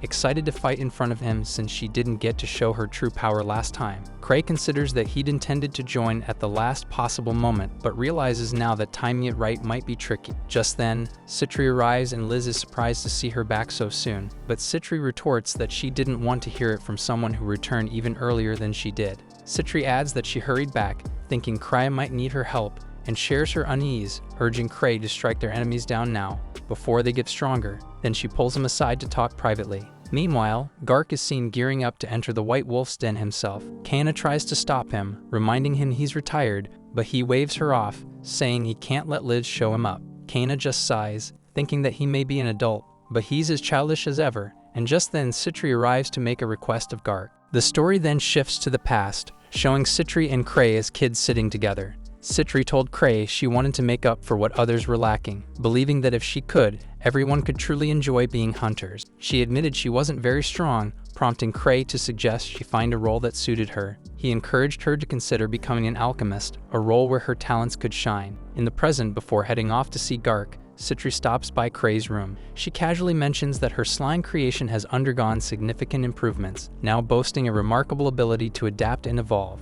However, she admits it's still a failed product. Kray puzzledly asks what she means, but Citri reassures him the slime won't harm either of them. Relieved to hear this, Kray relaxes, until he realizes she didn't say the same about anyone else. While Citri wonders how the slime managed to escape its supposedly secure safe, she speculates it must have opened the safe and fled after breaking out of its capsule. Kray tries to interrupt her spiral of thoughts to address her earlier point, but he can't get a word in edgewise. Citri then heads to the bathroom, theorizing that since it's a slime, it might have instinctively sought out water and escaped through the bathroom drain. Hearing this, Kray's mind races with the horrifying possibility that a dangerous slime capable of wiping out the capital could now be roaming through the pipes. The thought fills him with dread, but Citri brushes off his concerns and confidently tells him to leave everything to her. The scene then shifts to the White Wolf's den, where Kray's reinforcements have already arrived. One of them approaches Sven, asking about the situation. Sven replies that nothing has happened so far and asks if there's anyone to take command, but the guy informs him that Kray specifically asked Sven to lead. Sven isn't surprised, thinking it's typical of Kray to dodge responsibility, but he finds it odd that Liz isn't present either. The guy explains that Liz wanted to join, but Kray took her and Tino along for another task. So Sven becomes relieved and glad that Stifled Shadow isn't here, knowing there would have been no way to cooperate with her in the mix. He then gathers everyone for a strategy meeting, and once the group is assembled, Sven asks if anyone has direct experience fighting a slime. No one raises their hand, dismissing slimes as insignificant opponents. One of them jokes about accidentally stomping a slime to death before, but Sven presses them by asking if they brought anything special to deal with slime. The group assumes standard weapons like swords, hammers, or magic will suffice since slimes are weak to almost everything. The earlier guy chimes in, saying people think of slimes as harmless creatures. Sven asks if Cray provided more details, but the man admits all Cray said was that this wasn't a normal slime, so Sven gets annoyed and grumbles about Cray's habit of withholding critical information. The loudmouth of the group named Jean scoffs and calls everyone cowards for fearing a mere slime. The Footprints crew exchange pitying looks, making Jane furious as he accuses them of mocking him. Sven bluntly tells Jane that everyone expects him to be the first victim, hoping his death at least won't be meaningless. Jane then gets fuming and storms off, muttering that these people are insane for blindly trusting someone who didn't even bother to show up in person. Amidst the tense atmosphere, a girl among the hunters raises her hand. Introducing herself as Talia Whitman the alchemist, she surprises everyone since no one knew they had another alchemist besides Citri. Talia explains that she recently worked in the lab with Citri in researching slime. Sven then eagerly asks if she knows any weaknesses, and Talia reveals a capsule, explaining it's a drug she and Citri developed to kill slimes. But she hesitates and admits she isn't confident it will work against the abnormal slimes they're about to face. The scene then shifts to the hideout of the Akashic Tower, where the leader Noctis communicates with his disciple using a magical stone. She confidently assures her master that defeat is not an option, and she explains that they are facing fewer than 100 hunters and that their forces and strategies are more than enough to crush them. Noctis then asks her what her first move will be, and as she lays out her plan, the perspective shifts to the area outside the White Wolf's den. Sven gathers his team and outlines the strategy, and first they'll secure the interior of the den. He then stresses the importance of caution and instructs them to use whistles for communication. A whistle is to be sounded immediately in case of any discovery or emergency, and adds that those not assigned to suppression duties will focus on rescue operations. With the plan clear, they set off on the mission, determined to prove to their clan master that this ordeal is no big deal for them. By evening, the team had scoured the area and found little of note, aside from some wolf knights in the treasure vault. Nothing unusual seems to be happening, and doubts begin to creep in. They wonder if Cray might have been wrong about the whole situation and even consider themselves lucky that nothing disastrous has unfolded. Jane as always arrives to stir the pot and mocks them for worrying unnecessarily, and gripes that the mission could have been finished already if they weren't blindly following their idiot leader. Sven brushes off his complaints, telling him they can address grievances later. Jane annoyedly tries to storm off, but Sven warns him not to wander alone. Jean dismisses this, claiming he just needs to take a leak. Henrik, observing the exchange, quietly tells Sven that while he may not fully understand Cray, he chooses to trust him, and Sven hopes he can live up to that trust. As night falls, Jean is still out in the forest grumbling to himself, while taking his sweet time, muttering under his breath about how the Obsidian Cross is full of cowards. He gripes that while he respects someone like Ark Rodin, he can't stomach the idea of some capital desk jockey claiming to predict events out here in the wild. His grumbling is cut short when he hears strange noises coming from the forest, so he curiously ventures into the woods and stumbles upon a chained-up wolf knight. Nearby the wolf, two shady figures are discussing Sophia, lamenting how she's become Noctis's favorite despite lacking both combat skills and magical talent. The duo then gears up to do something sketchy. They're about to embed a mana material enchantment into the wolf knight, but before they can act, Jine charges in with his sword. He makes quick work of both, knocking them down with ease. But as he's roughing one up, demanding answers, the other sneaks in and injects the mana material into the wolf knight. What happens next is straight out of a nightmare. The wolf knight starts morphing into a slime-like creature, breaking free from its chain. One of the shady guys smirks and tells Jane this thing is now a demonized monster, hungry for massive amounts of mana material. Realizing just how bad things are, Jine blows his whistle. Back at the camp, Sven hears the whistle and immediately orders his subordinates to recall everyone inside the labyrinth and sends the hunters rushing toward the source of the whistle. Upon arriving, Sven questions one of Jane's teammates about his whereabouts, and to Sven's surprise, Jane still hasn't returned. They soon find him staggering out of the forest, missing one of his hands. Bloodied and shaken, Jane croaks that Thousand Tricks was right and there's a slime in the forest. The hunters then spot the creature, and Talia notes with a mix of horror and fascination that she's never encountered a slime like this before. Sven then quickly takes command, ordering the mages to focus on distracting the massive monster, and declares that the creature must be stopped here and now. Sven then loses an arrow at it, but the shot simply bounces off the slime's surface. The mages follow up with a barrage of magical attacks, but even their combined efforts fail to leave so much as a scratch on the creature. Meanwhile, Henrik patches up Jane's severed hand, while Jane spills to Sven about how some lunatics injected the Wolf Knight with some freaky concoction, turning it into this abomination. Sven then readies more arrows, muttering that this thing is far from a mere slime. But even after taking multiple arrows, the abomination seems completely unbothered, so Sven frustratedly can't wrap his head around how neither physical nor magical attacks have any effect. A hunter then nervously asks what they should do next, and Sven snarls that they can't just run away and leave this monstrosity roaming free. Then as the slime lashes out at the hunters, Sven orders them to focus on dodging its attacks, pointing out its sluggish movement. While they hold it off, he retrieves the drug Talia had shown him earlier, the one she claimed would make the slime self-destruct upon contact. Sven manages to distract the slime, leading it on a chase before dropping the drug in its path. The moment the slime oozes over the drug, it detonates within the creature's body, but to their shock it's still standing. Talia can't believe her drug failed, and Sven is fuming, certain that this thing can't possibly be a slime. A hunter then chimes in, reminding him that Cray did say it was a slime-like creature. Sven, frustrated with Cray's endless habit of withholding crucial details, wonders aloud just how many more times Cray plans to nearly get them all killed. Citri then arrives and announces that the slime is encased in a magical barrier. Sven then questions why she's even here, and Citri calmly explains that Cray sent her, knowing things could spiral out of control. Citri then elaborates that a massive amount of magical energy is swirling around the slime, and this energy is forming an intense force field capable of deflecting arrows, countering spells, and doing everything short of making coffee. She adds that even in a level 8 treasure vault, they wouldn't find a phantom this strong. Analyzing the slime further, Citri suddenly finds herself under attack. That's when it clicks. The slime is targeting her because she's absorbing the most mana in the area, so without missing a beat, she pulls out a capsule, hurling it toward the slime while yelling at Sven to shoot it. He follows through, and with a clean shot, the creature is obliterated. Sven then curiously asks what she threw at it, and Citri casually reveals it was anti-mana material. At that moment, Gark shows up, looking like he's ready to jump into the action, and sadly asks if it's over. Sven is thoroughly confused by his presence, so Citri explains that Gark gave her a lift to the scene, and adds that she has a solid hunch about what's really going on, and who's pulling the strings behind this chaos. Back at the Akashic Tower hideout, Noctis is shocked that Citra managed to take down the demonized phantom so easily, so he figures she must have seen through the effects of the enchantment potion. Meanwhile, at the hunter's camp, Citri spells to everyone that Noctis and his shady secret society, the Akashic Tower, are behind this entire mess, and she explains that they're experimenting with ways to manipulate treasure vaults at will. The city officials present are skeptical, pointing out that Noctis was banished from the capital ages ago, but Citri admits that she never expected them to believe her.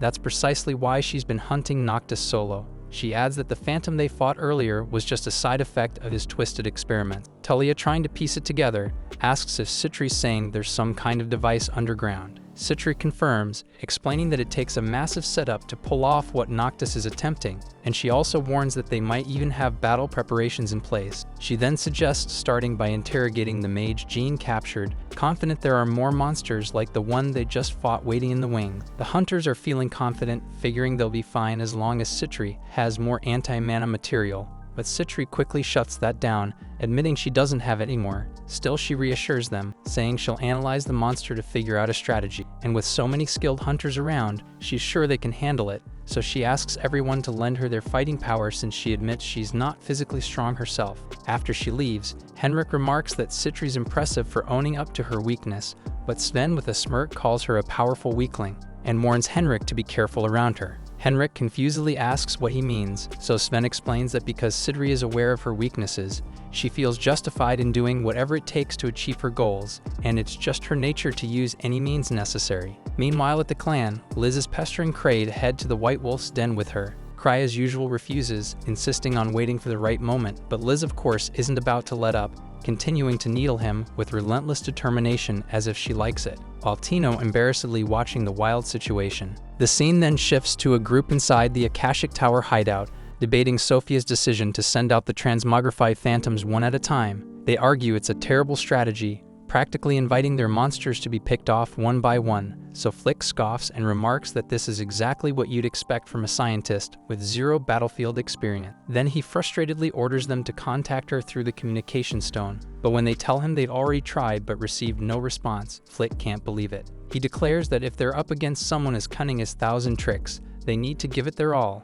Taking matters into his own hands, he defies Sophia's orders and decides to unleash all the transmogrified monsters at once, determined to prove to the leader that she's not the only one pulling her weight. Meanwhile, the hunters surround the captured Akashic Tower members, and Gark is stunned by how a single injection could create such a monstrosity. Citri then wastes no time and starts interrogating the prisoners about their leader, Master Magus. She promises to guarantee their safety if they reveal their master's location, but when they refuse, this confirms her suspicion that they are disciples of Noctis. Citri then reveals she's been tracking the Akashic Tower for a long time and knows their secrets, and then she presses again for their leader's whereabouts, this time threatening to use a potion to loosen their tongue. However, city officials intervene, reminding her that the potion is illegal because it can force confessions but comes with dangerous side effects like erasing memories. Citri then argues that desperate times call for desperate measures, insisting that justice is worth the risk. But Gark then steps in and diffuses the tension before the argument escalates, and then reminds Citri that they have laws and can't treat prisoners however they please. Citri then smirks and claims it was all a joke, and says the potion is just harmless colored water, and to prove her point she drinks it. The potion is in fact dangerous, but she is already resistant to colored water, so it does not affect her. She then abruptly shifts focus and says that the time has run out, and then the forest starts to quake. They then step outside to investigate and spot a transmogrified monster looming ahead. Sten wonders aloud how they're supposed to fight such a creature, and Citri explains that these phantoms can possess various magical barriers. She emphasizes the need to determine which elemental magic will break through it. Sten, stunned by her calm demeanor, notices the monster's color is unlike the others, so Citri speculates it might have a different origin. She then instructs the shield bearers to take the front lines, but warns them to drop their shields immediately upon impact or risk losing their hands. The group balks at her grim directive, but before they can argue further, the monster strikes one of the shielded hunters, leaving his hand numb from the blow. Citri then quickly commands the mages to attack. As their magic hits, she observes the monster's rotating force field, which spins clockwise and shifts across its body. Realizing the shield disintegrates melee strikes upon contact, she deduces that close combat is futile. Gark then questions if they should simply wait for the creature to exhaust its magic, but Citri dismisses the idea, estimating it has enough mana to sustain itself for at least an hour. This revelation helps Sten understand why Cray wanted Ark to handle the situation instead. As Citri begins strategizing a way to bring the creature down, another similar monster appears nearby. While the group panics at this new threat, Citri surprises them by smiling, and then she orders everyone to retreat. Confused but obedient, they fall back, only to witness the monsters turning on each other. Citri then chuckles and admits that she hadn't expected the Akashic Tower's creations to be this flawed, and then she explains that these monsters are programmed to attack the entity with the highest mana material nearby, and since their own kind contains the most mana on this battlefield, they've started battling each other. The chaos escalates as a third monster emerges, quickly joining the fray. More creatures soon rise, transforming the area into a violent melee. Sten, watching the unfolding madness, isn't sure whether to feel relieved or cursed. Meanwhile, the captured Akashic Tower members gape in horror, realizing their creation's critical flaw.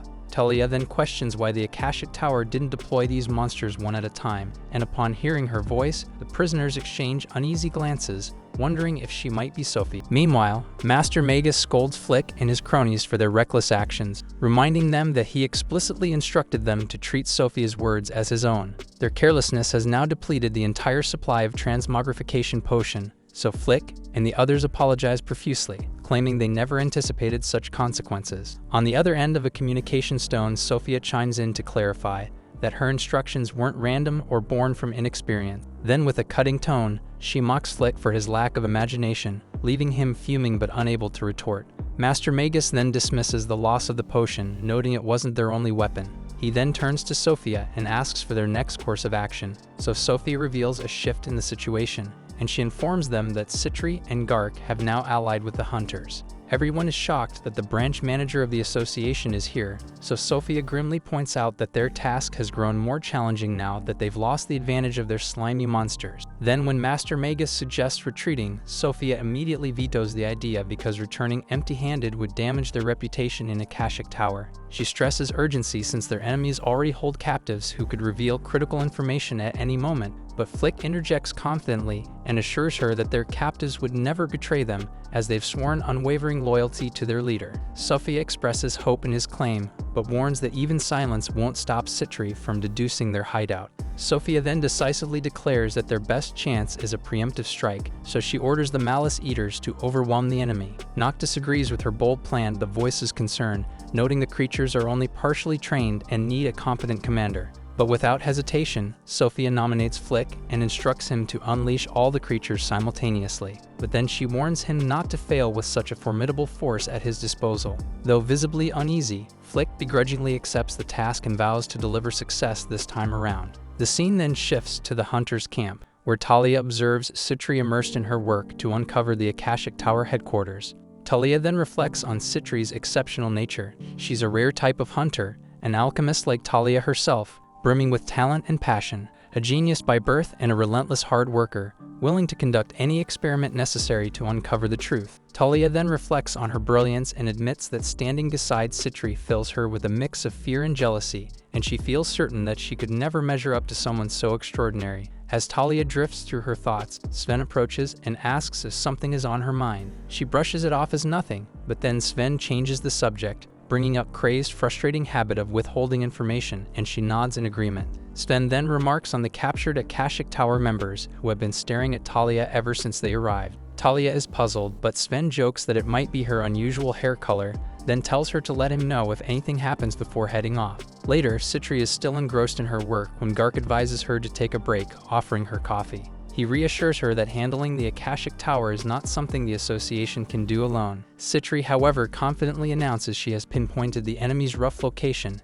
and she explains to everyone how she analyzed ley lines, mana concentrations, and monster activity to deduce that the Akashic Tower must be hidden near the cliff, and her detailed explanation leaves everyone in awe. Seeking confirmation from Master Magus's disciples, she's met with their panicked denials, which only heightens her suspicions. So Citri boldly suggests launching an attack immediately to capture Noctis. Sen along with Gark agrees, and they are ready to move out. Meanwhile, the captives then beg Sophia to untie them, which puzzles the group, so they speculate that Sophia might be an ally lurking nearby. But Citri unimpressively says that it would be far simpler if Sophia just revealed herself. She then elaborates further and reveals that Sophia is not only Noctis's disciple, but also her personal nemesis, an elusive figure that she has relentlessly pursued. Citri then declares that the only way to end the Akashic Tower's experiments is by capturing both Master Magus and Sophia.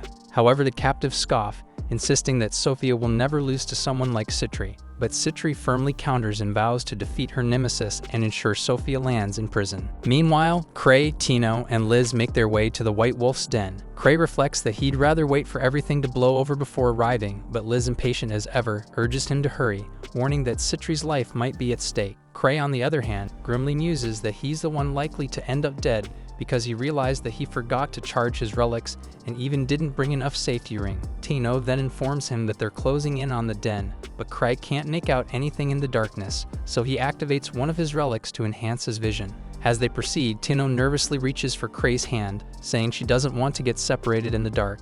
But before she can grab it, Liz sharply intervenes, declaring that Tino isn't worthy of such an honor, and then she scolds Tino extensively, commanding her to keep such fantasies confined to her dreams until she proves herself deserving. Liz then turns to Kray and confidently assures him that she'll handle any threats and vows to eliminate anyone in their path. Kray then silently hopes the others are holding their own, and we see Sven, Citri, Gark, and others as they press onward. On the way, Giant muses aloud that he's starting to grasp the full extent of Kray's greatness, while Citri confidently predicts that Kray will reach the coveted rank of level 10 hunter someday. This piques Giant's interest, making him even more eager to meet Kray, whom he assumes must be immensely powerful. Citri, however, corrects him, explaining that Kray's strength isn't what makes him a level 8 hunter. In fact, she adds that even if Kray were weaker in combat than a sand rabbit, it wouldn't make a difference, leaving Giant thoroughly baffled. Their conversation is cut short by a sudden lightning strike, revealing Flick, who descends dramatically astride a Malice Eater. Flick lands and is confident that he overpowered them, though he notes he may have used too much mana for the strike, but he is sure it was worth it because it's a one-shot kill. However, his smugness evaporates when he sees Sven still conscious, so he is determined to finish the job and prepares to bury Sven. But his real shock comes when Citri emerges completely unharmed. Citri then chastises Flick for unleashing such a reckless large-scale attack while they still have hostages, but Flick is still stunned and demands to know how she survived his Calamity Thunder unscathed. So Citri casually responds that such a weak attack doesn't compare to the trials they endure daily in high-level dungeons. Flick stubbornly refuses to believe it, so Citri ignores him completely and uses a water gun to spray a potion and heal Sven. Sven charges forward, attacking Flick before turning his focus on the monster, but with one heavy strike, his sword shatters.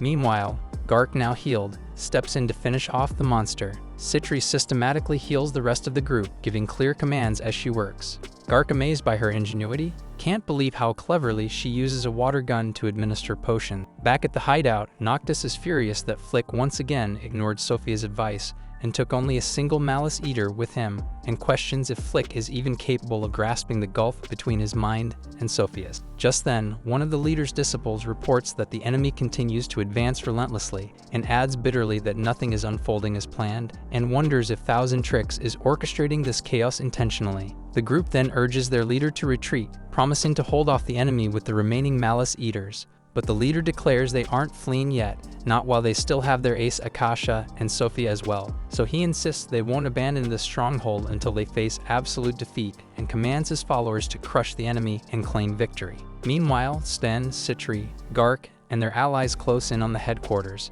Sten realizes she's pushing them to cut through the enemy before being overwhelmed, but it feels like an impossible demand, just like something Cray would propose. Gark, however, disagrees, saying it's not impossible for him. He declares the three of them will go in first, with the mages following, and their strategy is to take down the Tremors first, then let everyone else storm in to mop up. And we see that Gark's still fuming over Liz mocking him earlier and vows not to let it slide. Elsewhere, Cray and his group reach the spot where Citri and her team were struck by the lightning spell, and while they investigate, Liz scoffs and dismisses it as little more than a weak attack, so they press on without hesitation. Meanwhile, the hunters charge toward the cave, but the members of the Akashic Tower are prepared to fight back on their flying lion. Yet it's all a diversion, merely a ruse to buy time as Magus deep in his lab activating their ultimate weapon. With a decisive press of buttons, a stone statue crumbles, revealing a towering golem. Magus, brimming with confidence, declares this masterpiece as the Akashic Tower's greatest weapon, certain it will crush their enemy. The golem then strides out of the cave, where Gark, undeterred, stands ready to face it. The golem swings its massive sword, forcing Gark to muster all his strength to block the blow. Seeing their strongest opponent held at bay, the other members of the Akashic Tower seize the moment, launching a counteroffensive, while their flying lions soar beyond the reach of Sten and his allies. Amidst the chaos, with everyone locked in combat or biding their time, the two prisoners quietly struggle to free their bound hands. Then we see that one of the lions dives at Sten and wounds him, but he quickly heals himself and rallies his team, shouting for them to hold their ground. But the treasure hunters appear to be on the brink of collapse. But then, out of nowhere, Liz arrives, and with her blinding speed, she strikes a flying lion, dragging it to the ground. Then we see that her arrival electrifies the group, so Sven commands them to press the attack. Meanwhile, deep in the forest, Cray and Tino find themselves alone. Cray worries about Liz's absence, now lacking his dependable protector. But suddenly Tino senses a presence nearby, so she asks Cray if she should eliminate the threat, but he dismisses it, assuming it's just wild animals. And then we see that the figures Tino detected are the escaped prisoners from the Akashic Tower, and they are puzzled by Cray's indifference. Oblivious to the truth, Cray resumes their journey, only for his night vision lenses to fail without warning, forcing him to rely on Tino to lead the way. Back on the battlefield, Liz is absolutely wiping the floor with the flying lions, mocking the other treasure hunters for struggling with just this. She calls Citri a weakling, prompting Citri to snap, asking her what the hell she's even doing here. Liz then casually explains to her sister that she begged Cray to let her join, and then she dives right back into action. Moving like the Flash, she blitzes the golem, but it turns out to be tougher than expected. Undeterred, she doubles down, repeatedly hitting it at full speed, forcing it back and causing cracks to appear. Gark, not about to let Liz show him up, charges in with his ice axe, striking the golem and freezing it on impact. The golem collapses as Sven aims to be ready to shoot at it. The golem briefly powers down, but it quickly reboots and goes on the offensive.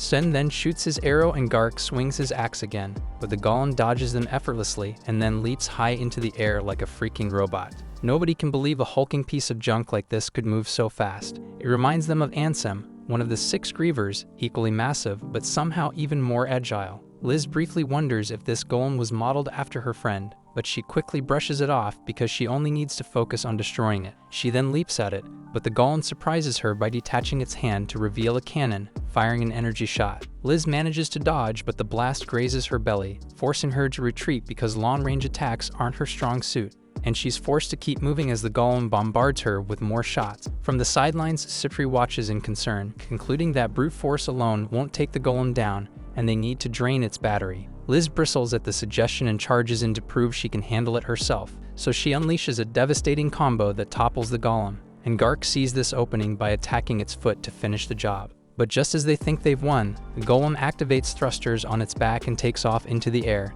and seeing this makes Liz give up on beating the golem by brute force. Just then, Cray shows up and casually asks how everyone's doing. He's completely unfazed by the massive golem towering in front of them, and the group feels a surge of relief because after all, the strongest hunter is finally here, and they're certain the fight will end in no time. But suddenly, the golem lunges through the air toward Cray, sending Tino scrambling to cling to him in fear. But Cray remains clueless, acting as if nothing is happening. But before the golem can hit, it's suddenly repelled, slamming into a wall and powering down. The group then stares in awe, demanding to know what secret move Cray pulled off this time. But little do they realize, Cray never even saw the golem because his mana lenses had run out of power, so he cluelessly asks Tino why everyone is acting like something big just happened. And with that, the battle is over, and the treasure hunters proceed to raid the Akashic Tower's base, confiscating everything they can get their hands on. Later, Cray receives a report from Citri, who thanks him for sending Liz to back them up at the perfect moment. However, the conflict isn't over yet,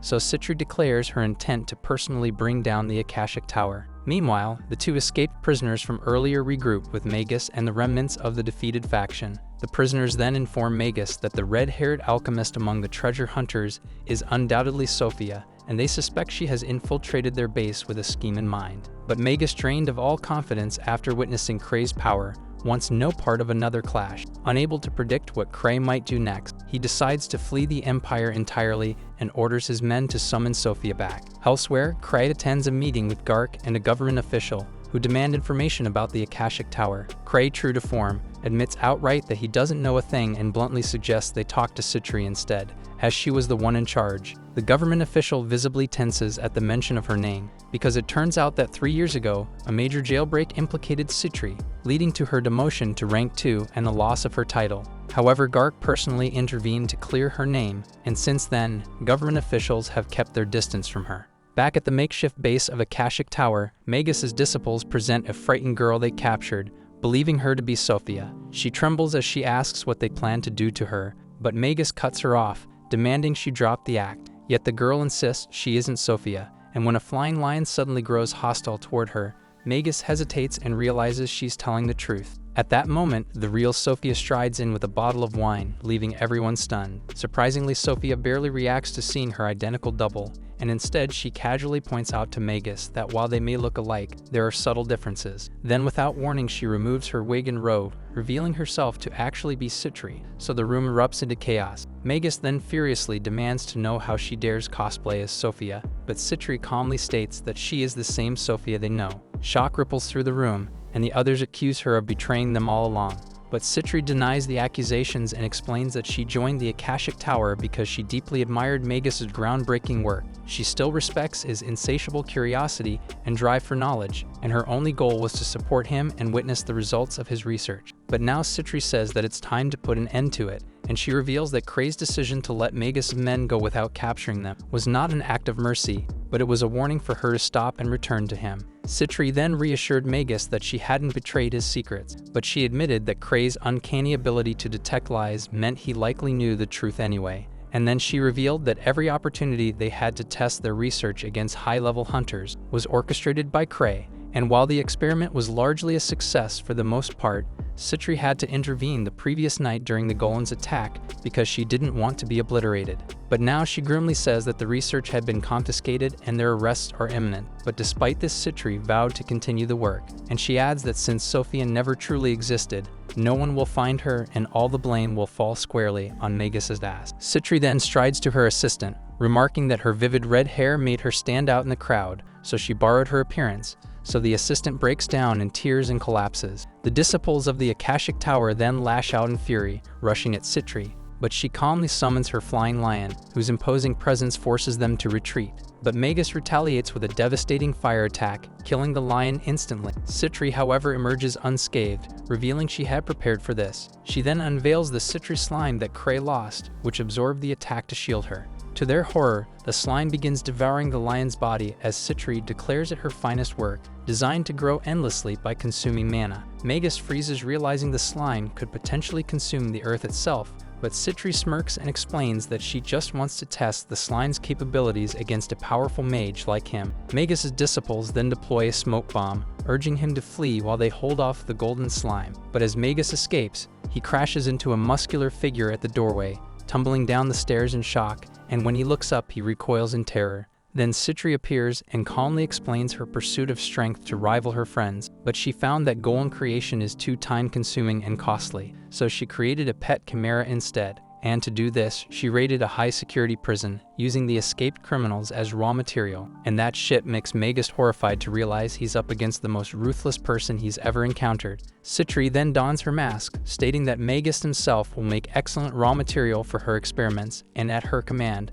the chimera kills him instantly. The remaining disciples are arrested, and Citri erases their memories. She even wipes her assistant's mind before reporting back to Cray that everything ended smoothly. She then promises to be more cautious with her materials next time, though Cray remains oblivious to what she truly means. The scene then shifts to the Hunter Association, where a meeting is underway about the Akashic Tower incident. Cray boldly asks the officials to hand over the Akasha Golem and the Malice Eater from the confiscated items, but the officials puzzledly ask why he would want a Malice Eater, and thinking it sounds like the name of a lousy drink, so Cray jokingly says he wants to try drinking it. His response leaves them baffled, and later it's revealed that Cray managed to get the Malice Eater, but the Akasha Golem remained out of his reach. Apologizing to Citri for this shortfall, she reassures him it's fine and heads off to retrieve the Malice Eater, while Cray waits in the lobby. While waiting, Cray bumps into Gark, who asks if he's heard about a party called Falling Fog. Gark explains they've recently arrived in the capital from the land of Fog Nebulanuves,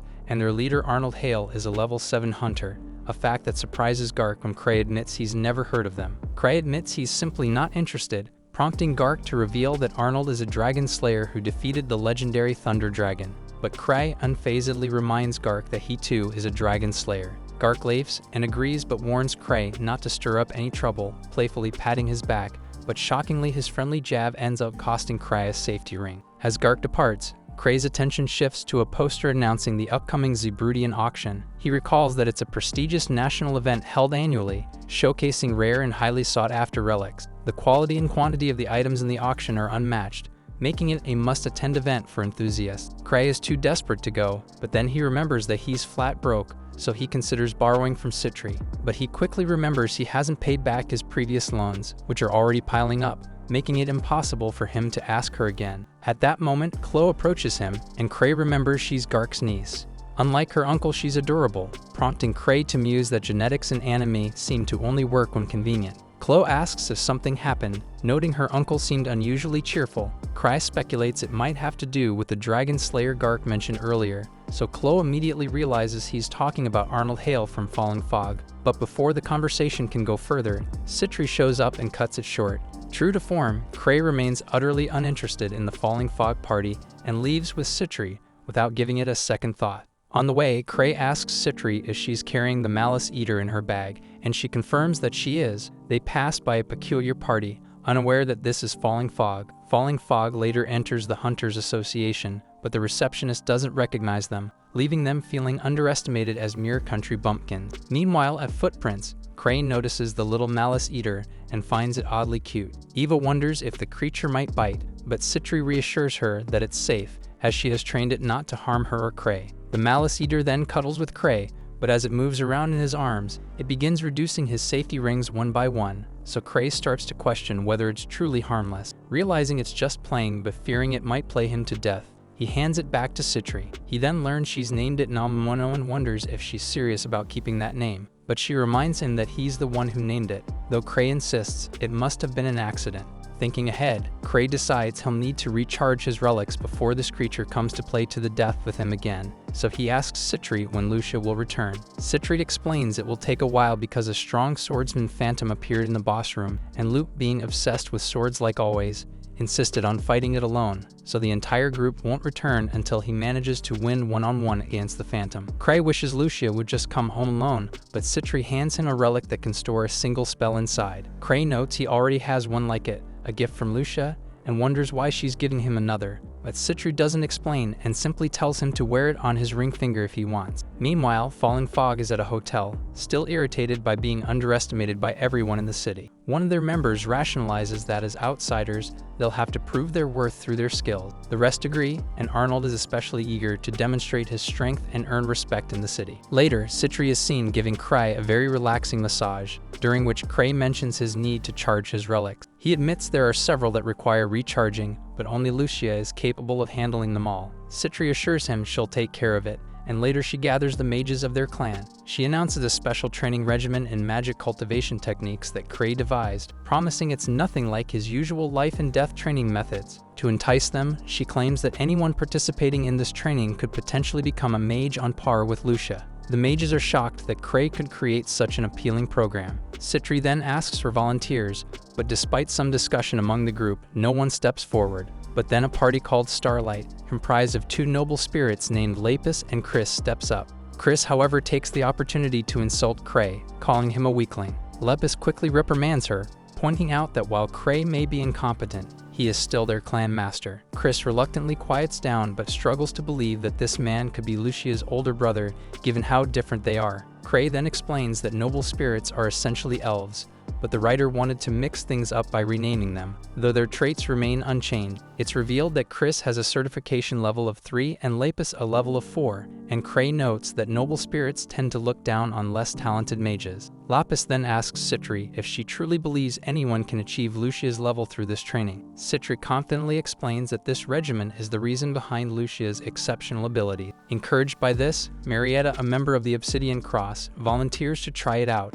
so Citri pleasantly hands her a relic to recharge, but despite her best efforts, Marietta struggles to recharge it initially. Citri urges her to keep trying, and eventually Marietta succeeds. However, Citri immediately hands her another relic, continuing the process. Then this cycle repeats until Marietta exhausts all her mana and collapses. Citri then explains that mana capacity can typically increase only until a person reaches their teens, after which further growth becomes impossible. However, when someone overuses their mana and enters a state of mana exhaustion, there's a small window during recovery where the upper limit of their mana can be increased by a few percent. She emphasizes that this is an opportunity for those beyond their growth period to enhance their mana reserves. Sen comments that this method involves pushing oneself to the absolute limit, while Chris remarks that even noble spirits require significant time to recover after draining their mana, making the process inefficient. In response, Citri pulls out one of her unusual potions, which instantly restores Marietta's mana and boosts her mana cap.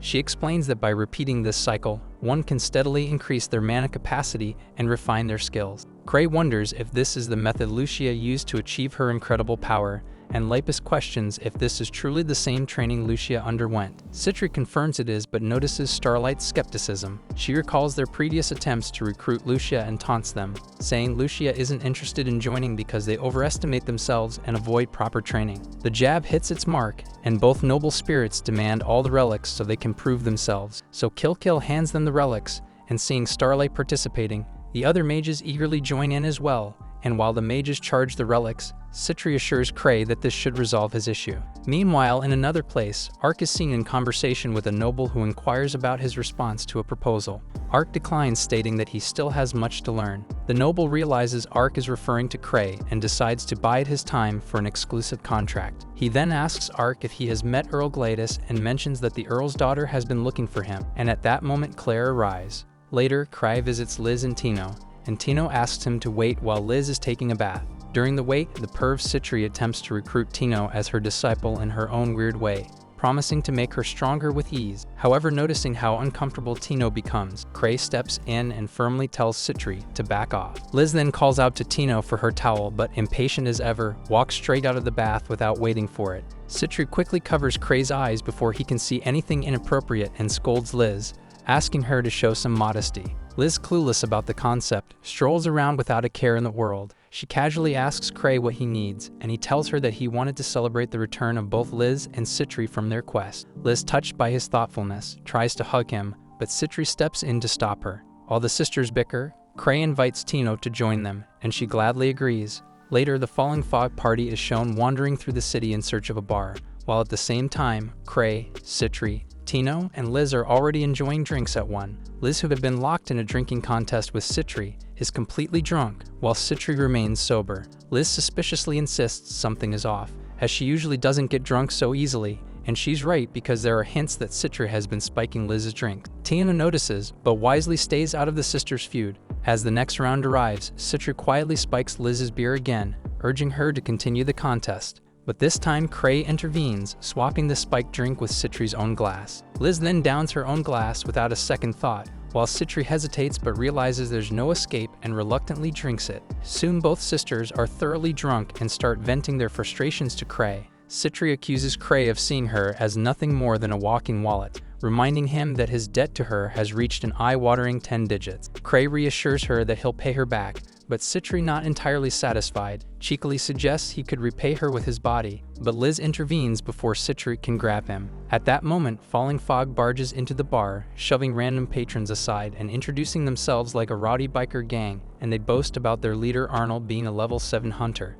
leaving the crowd in awe, and then they demand booze and women to celebrate their arrival. Liz, unimpressed, approaches with a drink in hand, but Arnold insults her, saying he has no interest in kids. But Liz unbotheredly reveals that she wasn't planning to serve him anyway, and she promptly pours the drink over his head and then smashes the mug on his damned head. Chaos ensues as Liz takes down Arnold and his lackeys with ease, scoffing at how weak they are. With the commotion settled, the bar patrons resume their revelry, so Cray, ever polite, apologizes to Arnold and his party before leaving the bar with Liz and Tao. Elsewhere, Chloe reflects on how 3 years ago, she failed the exam to join First Steps. The examiner was Luke, so with him in charge, she didn't stand a chance. The poor girl took it way too seriously, convincing herself she wasn't cut out to be a hunter, so she settled for being a receptionist at the Hunter Association instead. Meanwhile, back at the clan house, Eva brings up Liz's scuffle with Arnold and his party. Cray, clueless as ever, hadn't even realized that it was his party Liz flattened until Eva filled him in. Eva warns Cray that Arnold's group has a solid reputation,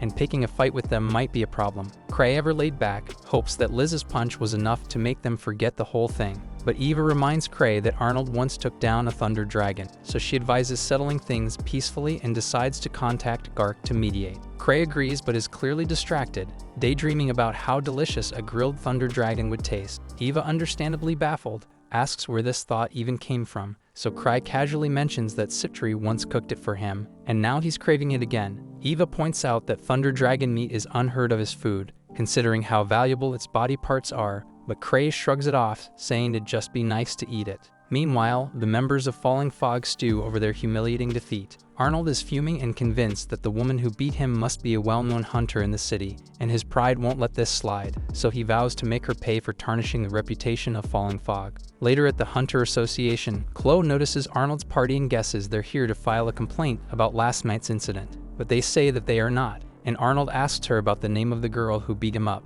Gark appears at just the right moment and smugly reveals Liz's name, introducing himself as the branch manager of the association, and with an irritating smirk, Gark claims he warned Liz's guardian to keep her in check, though it seems the message didn't stick. Then with a smug, he tells Arnold that Liz's guardian was at the bar last night, and his name is Cray Andre, a level 8 hunter.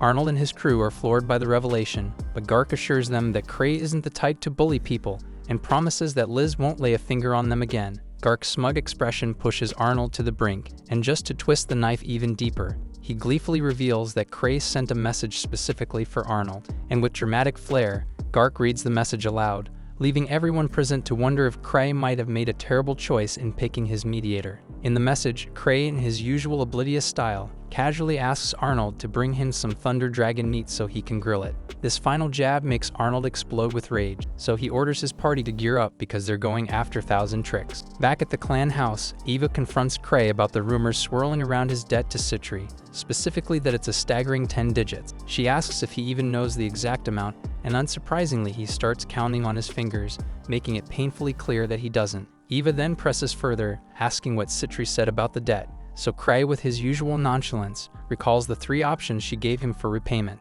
The first option is to throw her into prison, which would automatically cancel the debt. However, Citri begged him not to choose this route, saying it would be lonely. But if he did, she suggested throwing her sister in with her so she have someone to keep her company. Cray, being Cray, refused, pointing out that Citri hadn't done anything wrong. So she moved on to the second option. She could become his bride, consolidating their assets and effectively erasing the debt. Cray unimpressively asked for the third option, and she said he could become her husband, which to his frustration was just the same damn idea phrased differently. He then jokingly tells Eva that his only option is to marry Citri, which earns him a scolding, but he quickly reassures her that he is only joking, and he planning to pay back the debt. Eva then points out that his current salary as the head of First Steps makes repayment manageable, provided he stops spending recklessly. She then offers an alternative, diving into a treasure vault solo to clear the debt faster, but he horrifiedly wonders if she wants to kill him, as soloing a treasure vault would be a death sentence given his ability. Eva rolls her eyes and offers to draft a sensible repayment plan for him and firmly advises him not to rack up more debt,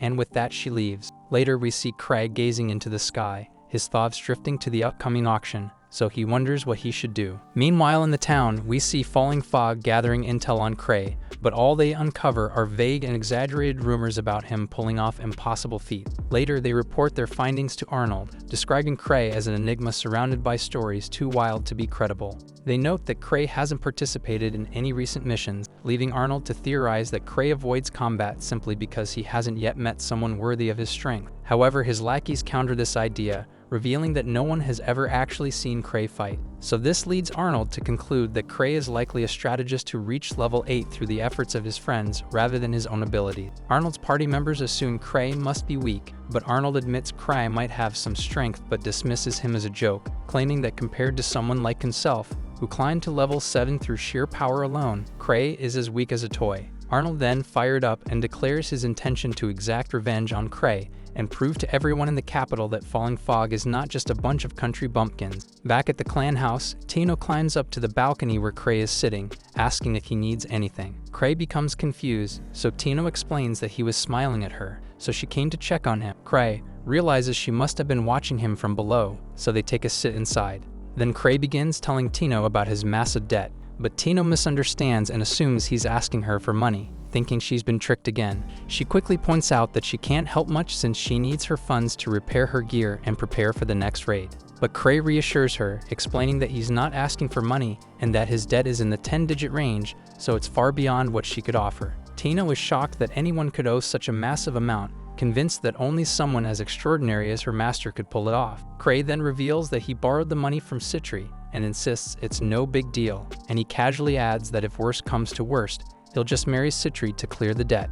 This revelation stuns Tino even further, and she's appalled at the thought of her master being owned by one person forever. But before she can spiral into despair, Cray changes the subject and suggests they go out for some sweets, so the two are then seen strolling through the town on an impromptu date. While walking, Tino proposes that Cray join her in exploring a treasure vault to help pay off his debt, and she reasons that they could sell any valuable relics they find at the upcoming auction. Cray then exasperatedly wonders if she is too trying to get him killed, but Tino confidently insists that Cray would have no trouble finding treasure vaults filled with valuable relics. Cray sighs because if he had that kind of ability, he wouldn't have needed to take on a massive debt in the first place, and he tells Tino to hold on to that idea for another time. At the same time, Falling Fog wanders the town, frustrated about how they're going to find Thousand Tricks on their own since ambushing him at his clan is out of the question. Just then, as if fate had a twisted sense of humor, Cray strolls right in front of them. They stop him, but Cray, as oblivious as ever, doesn't even recognize them. Arnold reminds him of their encounter at the bar last night and mocks him for having the nerve to show up.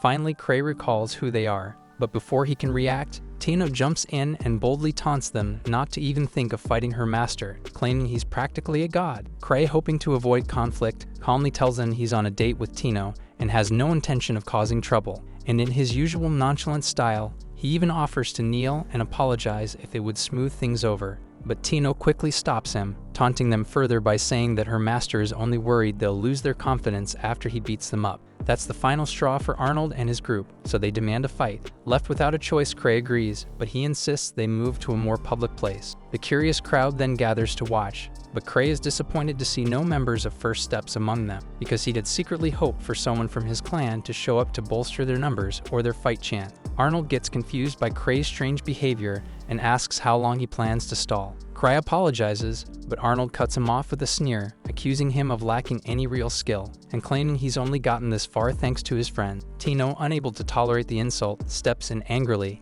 and asks Cray to let her fight in his place to defend his honor. Much to everyone's shock, especially Tino's, Cray agrees almost instantly, clearly eager for an excuse to avoid the fight. Tino freezes for a moment because she has only been joking, but it's too late now. Tino then reluctantly gears up and charges at Arnold, but it quickly becomes clear that she's no match for him because Arnold easily blocks her attack, and as the fight continues, Cray grows more desperate, scanning the crowd again and again for any sign of First Steps members, but he finds none. A man named A from Arnold's party sternly reminds Cray not to look away while Tino is fighting for his sake, so Cray starts cheering for Tino like an overexcited fool, embarrassing her even further. Tino gives it everything she's got, but Arnold's strength completely outclasses her. He blocks her attacks effortlessly, and even when she manages to land a hit, it does no damage. So Arnold angrily slams her into the ground and demands that Cray quit joking around and fight him personally. Cray realizes he has no choice now and decides to use the relic that Lucia prepared for him.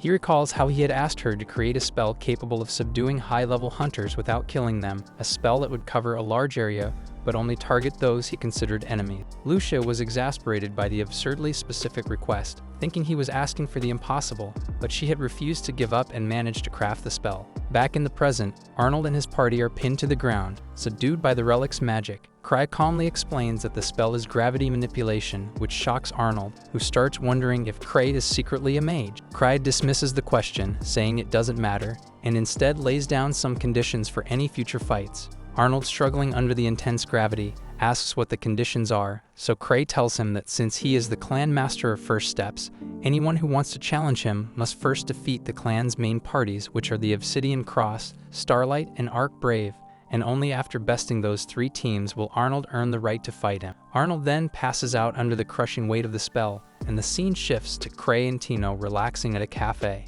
Tino is visibly upset, feeling like she let her master down, so Cray reassures her, saying she doesn't need to worry and admitting that he misjudged the situation. He reflects that he's not great at gauging the strength of hunters once they reach a certain level, but Tino still broods over her perceived failure. Determined to redeem herself, she asks Cray to give her another chance, and she pleads for him to point her toward a treasure vault filled with priceless relics, promising to venture into it alone to help pay off his debt, and we see that Cray tells her something. Meanwhile, in the clan training room, Liz easily defeats a replica of the Akashic Golem, but despite her quick victory, she complains about wanting to fight the real thing. Citri tells her to settle for the replica since the real Akashic Golem is in the hands of the Investigative Bureau, whose rules are so strict that even Cray couldn't get it back. So Liz gets disappointed and decides to wrap up her training for the day, but then Citri informs her that Cray was attacked by Arnold's party earlier, so curiously Liz asks how it ended, and Citri explains that Cray used gravity magic to handle the situation. Liz contemplates crushing Arnold's group, but ultimately decides to leave them alone until Cray says otherwise, and Citri agrees with her decision. Later, Cray is having tea with Chloe, who is questioning him about his encounter with Falling Fog. Cray casually mentions that Arnold and his group seemed really upset, and Chloe guesses it might have something to do with the message he sent them about the Thunder Dragon. But Cray unfazedly corrects her, saying he wasn't talking about grilled dragon, he meant grilled chicken. Chloe gets confused and asks what message she should deliver to clear things up, and Cray simply tells her to say that he will never forget them. Chloe gets skeptical and thinks that this sounds more like something he would say before forgetting them completely, but she lets it go.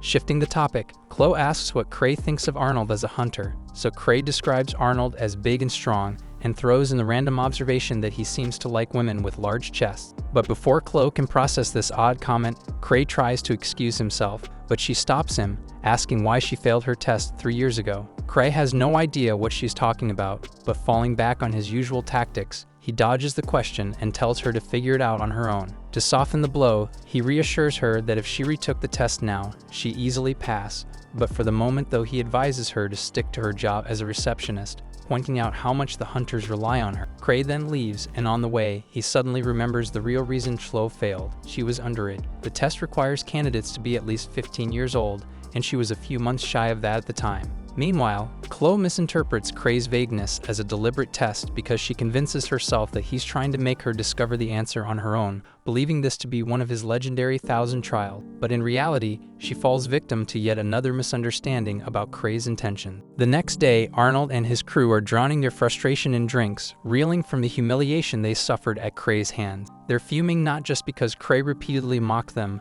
but also because he took them down without breaking a sweat or causing any physical harm to them. To add insult to injury, he even had the nerve to tell them to fight the strongest parties in his clan if they ever dared to challenge him again. Right then, the guy with the cannon-like hairstyle strolls in from his recon mission. He informs Arnold that he visited the 3 top parties Cray suggested they fight, only to be met with a mix of shock and pity. Senate leader of one such party mockingly told him that Cray was likely messing with them and that they shouldn't take his antics seriously. Next, he approached the elf girl who was busy refilling relics for her team, and she bluntly told him they weren't Cray's lackeys and had no interest in dealing with his nonsense. Lastly, he tried reaching Ark's party but didn't even get to see Ark.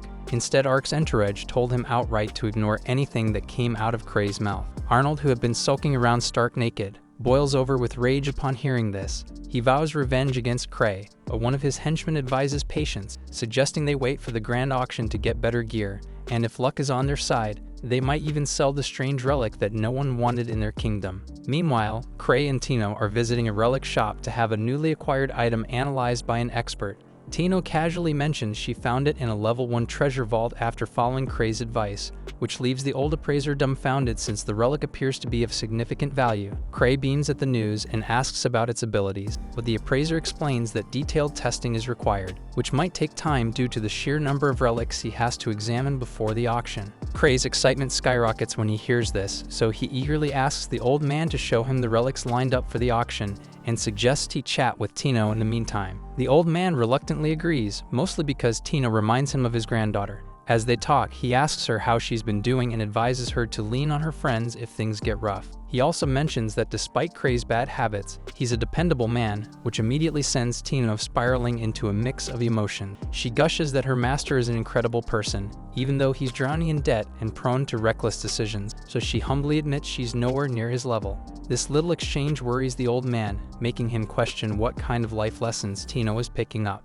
Determined to get some answers, he heads over to confront Cray, who has just discovered something extraordinary among the relics, and it's a mask made from the flayed face of a colossal titan. Cray, with stars in his eyes, is convinced the mask can let him alter his appearance at will. He reminisces about how he once had a similar mask, but Liz broke it because she found it too creepy. Now he's dead set on owning it again, thinking it would allow him to live freely without anyone bothering him. The old man arrives just as Cray is ogling the mask and tells him to leave because he's got work to do. But Cray says he's very interested in the mask and wants to negotiate directly with whoever sent it for appraisal. The old man grumbles that he hasn't even appraised it yet, but reluctantly agrees to arrange a meeting. Afterward, Cray and Tino step out for dessert, and while they're eating, Tino innocently asks how he plans to afford the bizarre mask. She points out that Citri is already spending a fortune on her research and supplying free mana potions to mages, so there's no extra money to spare, and this comment visibly stresses Cray. Then as they make their way back to the clan building, he begins brainstorming. If he asks Liz for money, she'll probably resort to robbing people,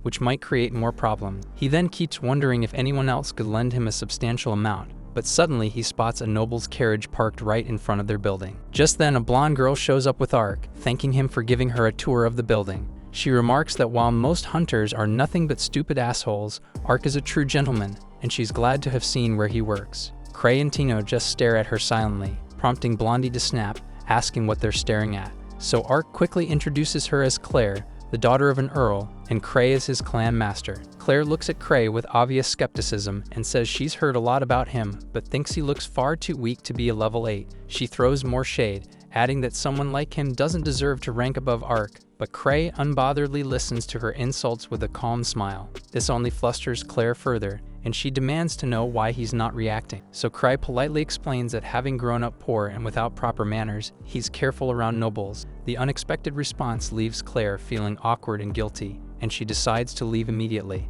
Later, Cray makes small talk with Ark before casually asking if he has a lot of money. Ark, already knowing that Cray wants to buy a relic at an auction, flatly refuses to lend him any. Cray then disappointedly goes to Sven with the same request, only to get rejected again, and that shit makes Ark laughs his ass off at Cray's desperation. Word then spreads quickly that Cray is desperately trying to borrow money to buy a relic, and soon the entire clan knows, and the gossip even travels through the city like wildfire, with everyone speculating that it must be a legendary artifact if Cray is so desperate for it, causing its value to skyrocket. However, Cray is unable to secure any funds, so in the end he is forced to return to Citri. She assures him that she'll provide as much money as he needs, even putting her own priorities aside, which makes Cray feel both guilty and uneasy. Later, they wait for the relic's owner at a cafe, with Cray nervously hoping the negotiations go well. However, to his shock, the owner of the relic turns out to be Arnold, who is equally surprised to see Cray. They then sit down to negotiate, and while Citri and Arnold's lackey play mind game, Arnold suddenly speaks up.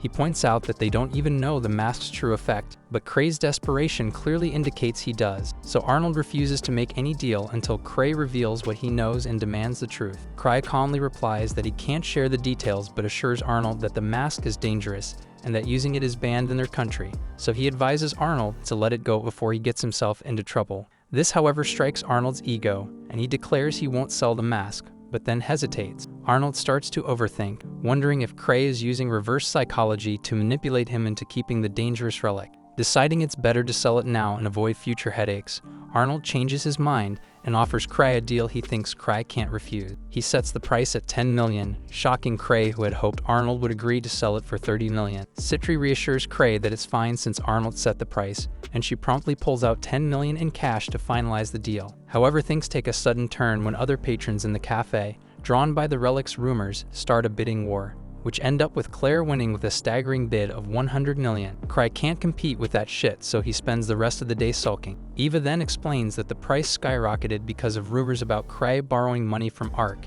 and ironically, even Claire fails to secure the mask because more nobles become interested. So the government intervenes and decides to send the relic to the official auction. Eva then scolds Cray for trying to spend so much money when he's already in debt, and he promises her he won't do it again. But just then, Citri walks into the room carrying a massive bag of gold and announces that she's arranged 800 million bucks so they can go toe-to-toe with the nobles. Eva is horrified at the sight of such a sum, but Citri coyly explains that she had been saving this money for her wedding with Cray, so it's only fair to use it early. Eva exasperatedly starts lecturing her, blaming her for Cray's irresponsibility, but Citri brushes it off, insisting it's her money, so she can do as she pleases. Tired of the argument, Cray quietly moves to the window to get some air. Not long after, Citri joins him and suggests they meet Claire to find out why she wants the relic and perhaps negotiate with her. Cray happily agrees, and they immediately head off to see Claire, who is clearly not happy about their visit. She glares at Cray, accusing him of being as bold as Ark for confronting her directly. Cray tries to explain that he isn't Ark's rival, just a friend, and admits he hasn't surpassed him. Claire misinterprets this, thinking he's mocking her crush, so she fired up and declares that she'll buy the strongest relic at any cost and give it to Ark so he can become the strongest. Cray calmly tells her that Ark wouldn't appreciate it, adding that no one can become the strongest simply by using a relic. But Claire refuses to back down and vows to secure the relic for Ark no matter what. But then Citri steps in and reveals their budget of 200 million bucks and challenges Claire, saying if she can't arrange more than that, she should step aside. Claire gets disheartened and realizes she can't afford such a high amount, so she turns to her father for help, and he insists losing to Cray would bring dishonor to their family. Determined to win, he agrees to withdraw from their savings and even take out a loan, instructing Claire that she must win the auction against Cray. The scene then shifts to Cray and his group heading toward the auction venue, and Citri notes that they managed to gather 950 million in the end, estimating their chances of winning at about 70%. She adds that they could have raised more if Cray hadn't stopped her. Cray insists that this amount is enough, but Liz assures him not to worry, offering to steal the relic for him if they fail to secure it. Citri immediately warns against this, pointing out that it would make Cray a suspect in a robbery. But Cray then silently reflects on how much he wants the ugly relic, but concedes that it isn't worth excessive trouble, so he resolves to give up if they can't win it today. The scene then cuts to the auction house, where the group notices a large crowd has gathered. They meet Tino, Greg, Ruta, and Gilbert there, and Cray is pleased to see them. He remarks to Tino that she should have joined them earlier, but Tino reminds him he never invited her. Cray realizes he must have forgotten, adding that he avoided inviting her because he thought it better for her to stay out of the spotlight. Observing the crowd, Cray sees that he was right because everyone is talking about him and the relic he's after. So to avoid further attention, he asks Tino to participate in the auction on his behalf, and he explains that she only needs to bid when he signals her to do so. Tino agrees to help, but Liz looks disappointed, wishing she could bid instead. Cray quickly cheers her up, and Liz enthusiastically urges Tino to win at any cost. But Cray reassures Tino that if they lose, it won't be her fault, as he'll be deciding when to raise or fold. Claire then arrives at the auction house, and Citri, observing her confident demeanor, deduces that Claire has successfully gathered the necessary funds. The scene then cuts to the 14th item being sold at the auction, and Liz, already bored, impatiently asks Cray when they'll bring out the relic he's after. Cray explains that it's likely to be the final item since it's drawing a lot of attention, and he adds that he can't bid on anything else in the meantime because of their limited funds. So he frustratedly wishes the relic had come earlier because if he couldn't buy it, he'd at least have the option to purchase other items. Then as he observes the auction items, he notes that while they're only useful in specific cases, he still wants them badly. Cray then notices Tino glancing at him with every new item introduced, as if testing his resolve for relics. He struggles to resist bidding, wanting them all, but manages to restrain himself due to their tight budget. Then he remembers an alternate source of funding and considers bidding on one of the items, but just as he's about to make his move, the Akashic Golem is announced as the next auction item. Citri is visibly surprised, questioning why it's there, and Cray recalls that this was something she had her eye on when they acquired the Malice Eater. As the bidding for the golem begins, Cray asks Citri what she wants to do. Citri hesitates, admitting that while she'd love to have it, purchasing it would mean forfeiting their chance at the relic Cray wants, and she explains that it cost her a lot of money and time to create, but is ultimately a memento of her comrade. So she tells Cray not to worry about it, but Cray knows better because he can tell she truly wants it, so he ignores her protests and signals Tino to bid. Then the price quickly skyrockets, climbing past 300 million and continuing to rise. Citri then turns to Cray, asking if he's really okay with this, and Cray assures her that this is the best way to spend their money, but he knows in the back of his mind that it's Citri's funds he's talking about. Then as the bidding intensifies, Cray reflects on what Citri said about the golem being a memento of her comrades, so he speculates that the golem might have been created by alchemist friends of hers who were kidnapped by the Akashic Tower. Then we see that the price for the Akashic Golem continues to climb, soon reaching 900 million. Citri grows anxious, realizing they won't be able to afford it if it goes beyond 950 million, and her fears come true as the bidding surpasses 1 billion, and she resigns herself to losing it. However, Cray doesn't stop bidding, and he manages to secure the golem for 1,060 million. Liz quickly reminds him that they'd gone 110 million over budget, warning that it could turn into a serious problem if they don't pay, but Cray calmly reassures her by handing her a check for 110 million. Citri thanks him, promising to pay him back, but Cray thinks to himself that she doesn't need to, since the money wasn't his to begin with, it was Lucia's, so he wonders if it is really okay to use half of his sister's life savings without consulting her, but he decides to push the thought aside for now. To everyone's surprise, it is then announced that Greg is the winner of the Akashic Golem auction, and later Cray learns that Tino didn't know how to participate in the auction process and had asked Greg for help, and since Greg was familiar with the process, Tino let him handle it. Cray isn't concerned, confident that Greg, being a veteran hunter, won't gossip about him or Citri. Gilbert then questions what Cray plans to do about the other relic now that so much money has been spent on the golem. Cray replies that he's already achieved his main goal and decides to head home, telling the others to enjoy the rest of the auction. As Cray exits the auction house, the event continues and the highly anticipated final item is unveiled. On his way home, Cray recalls Claire mentioning that she plans to give the strongest relic to Ark, and that shit sparks a brilliant idea in Cray's mind. The next day, Cray tells Ark to head to Claire, saying he'll understand everything once he's there. Ark's party grumbles about another of Cray's vague requests, but Cray reassures them that he has already warned Claire about the relic's dangers. Confident that Ark can handle it, Cray urges him to leave immediately or risk being late. Ark complies but asks if he should bring any weapons, and Cray advises against it, stating it's probably better to go unarmed. Ark hesitatingly asks what will happen if he doesn't make it in time, and Cray nonchalantly replies that he'll be in grief. Later, Cray reflects that Ark will now retrieve the treasure, and he'll be able to buy it from him at a friendly discount. And he thinks he should have just done this from the beginning and hopes there won't be any complications along the way. Meanwhile, we see Claire in her room, recalling how her father wasn't happy even after her auction victory. He claimed she only won because Cray let her and scolded her for spending $200 million on an ugly relic, and he also expressed disappointment at not getting to see what Cray is truly capable of. Claire frustratedly laments that despite all her hard work, no one recognizes her efforts, and all she has to show for it is this ugly mask. Claire then examines the mask, wondering what's so special about it, convinced that she's just a weakling. Then suddenly the mask begins to speak, asking her if she desires power. As it moves, it claims it has been watching her for a long time, sensing her sadness and regret. Claire then grabs her sword to defend herself, but the mask tempts her, promising to grant her deepest desires before leaping at her. And at that moment, Claire remembers that Thousand Tricks warned this mask was dangerous. But before she can react, the mask takes control of her body. The scene then shifts to Ark arriving at Claire's house, where her father informs him that Claire has locked herself in her room since last night. He's hopeful that she will open the door for Ark and expresses gratitude that Ark came. Ark wonders what Cray was trying to tell him as they suddenly hear a commotion.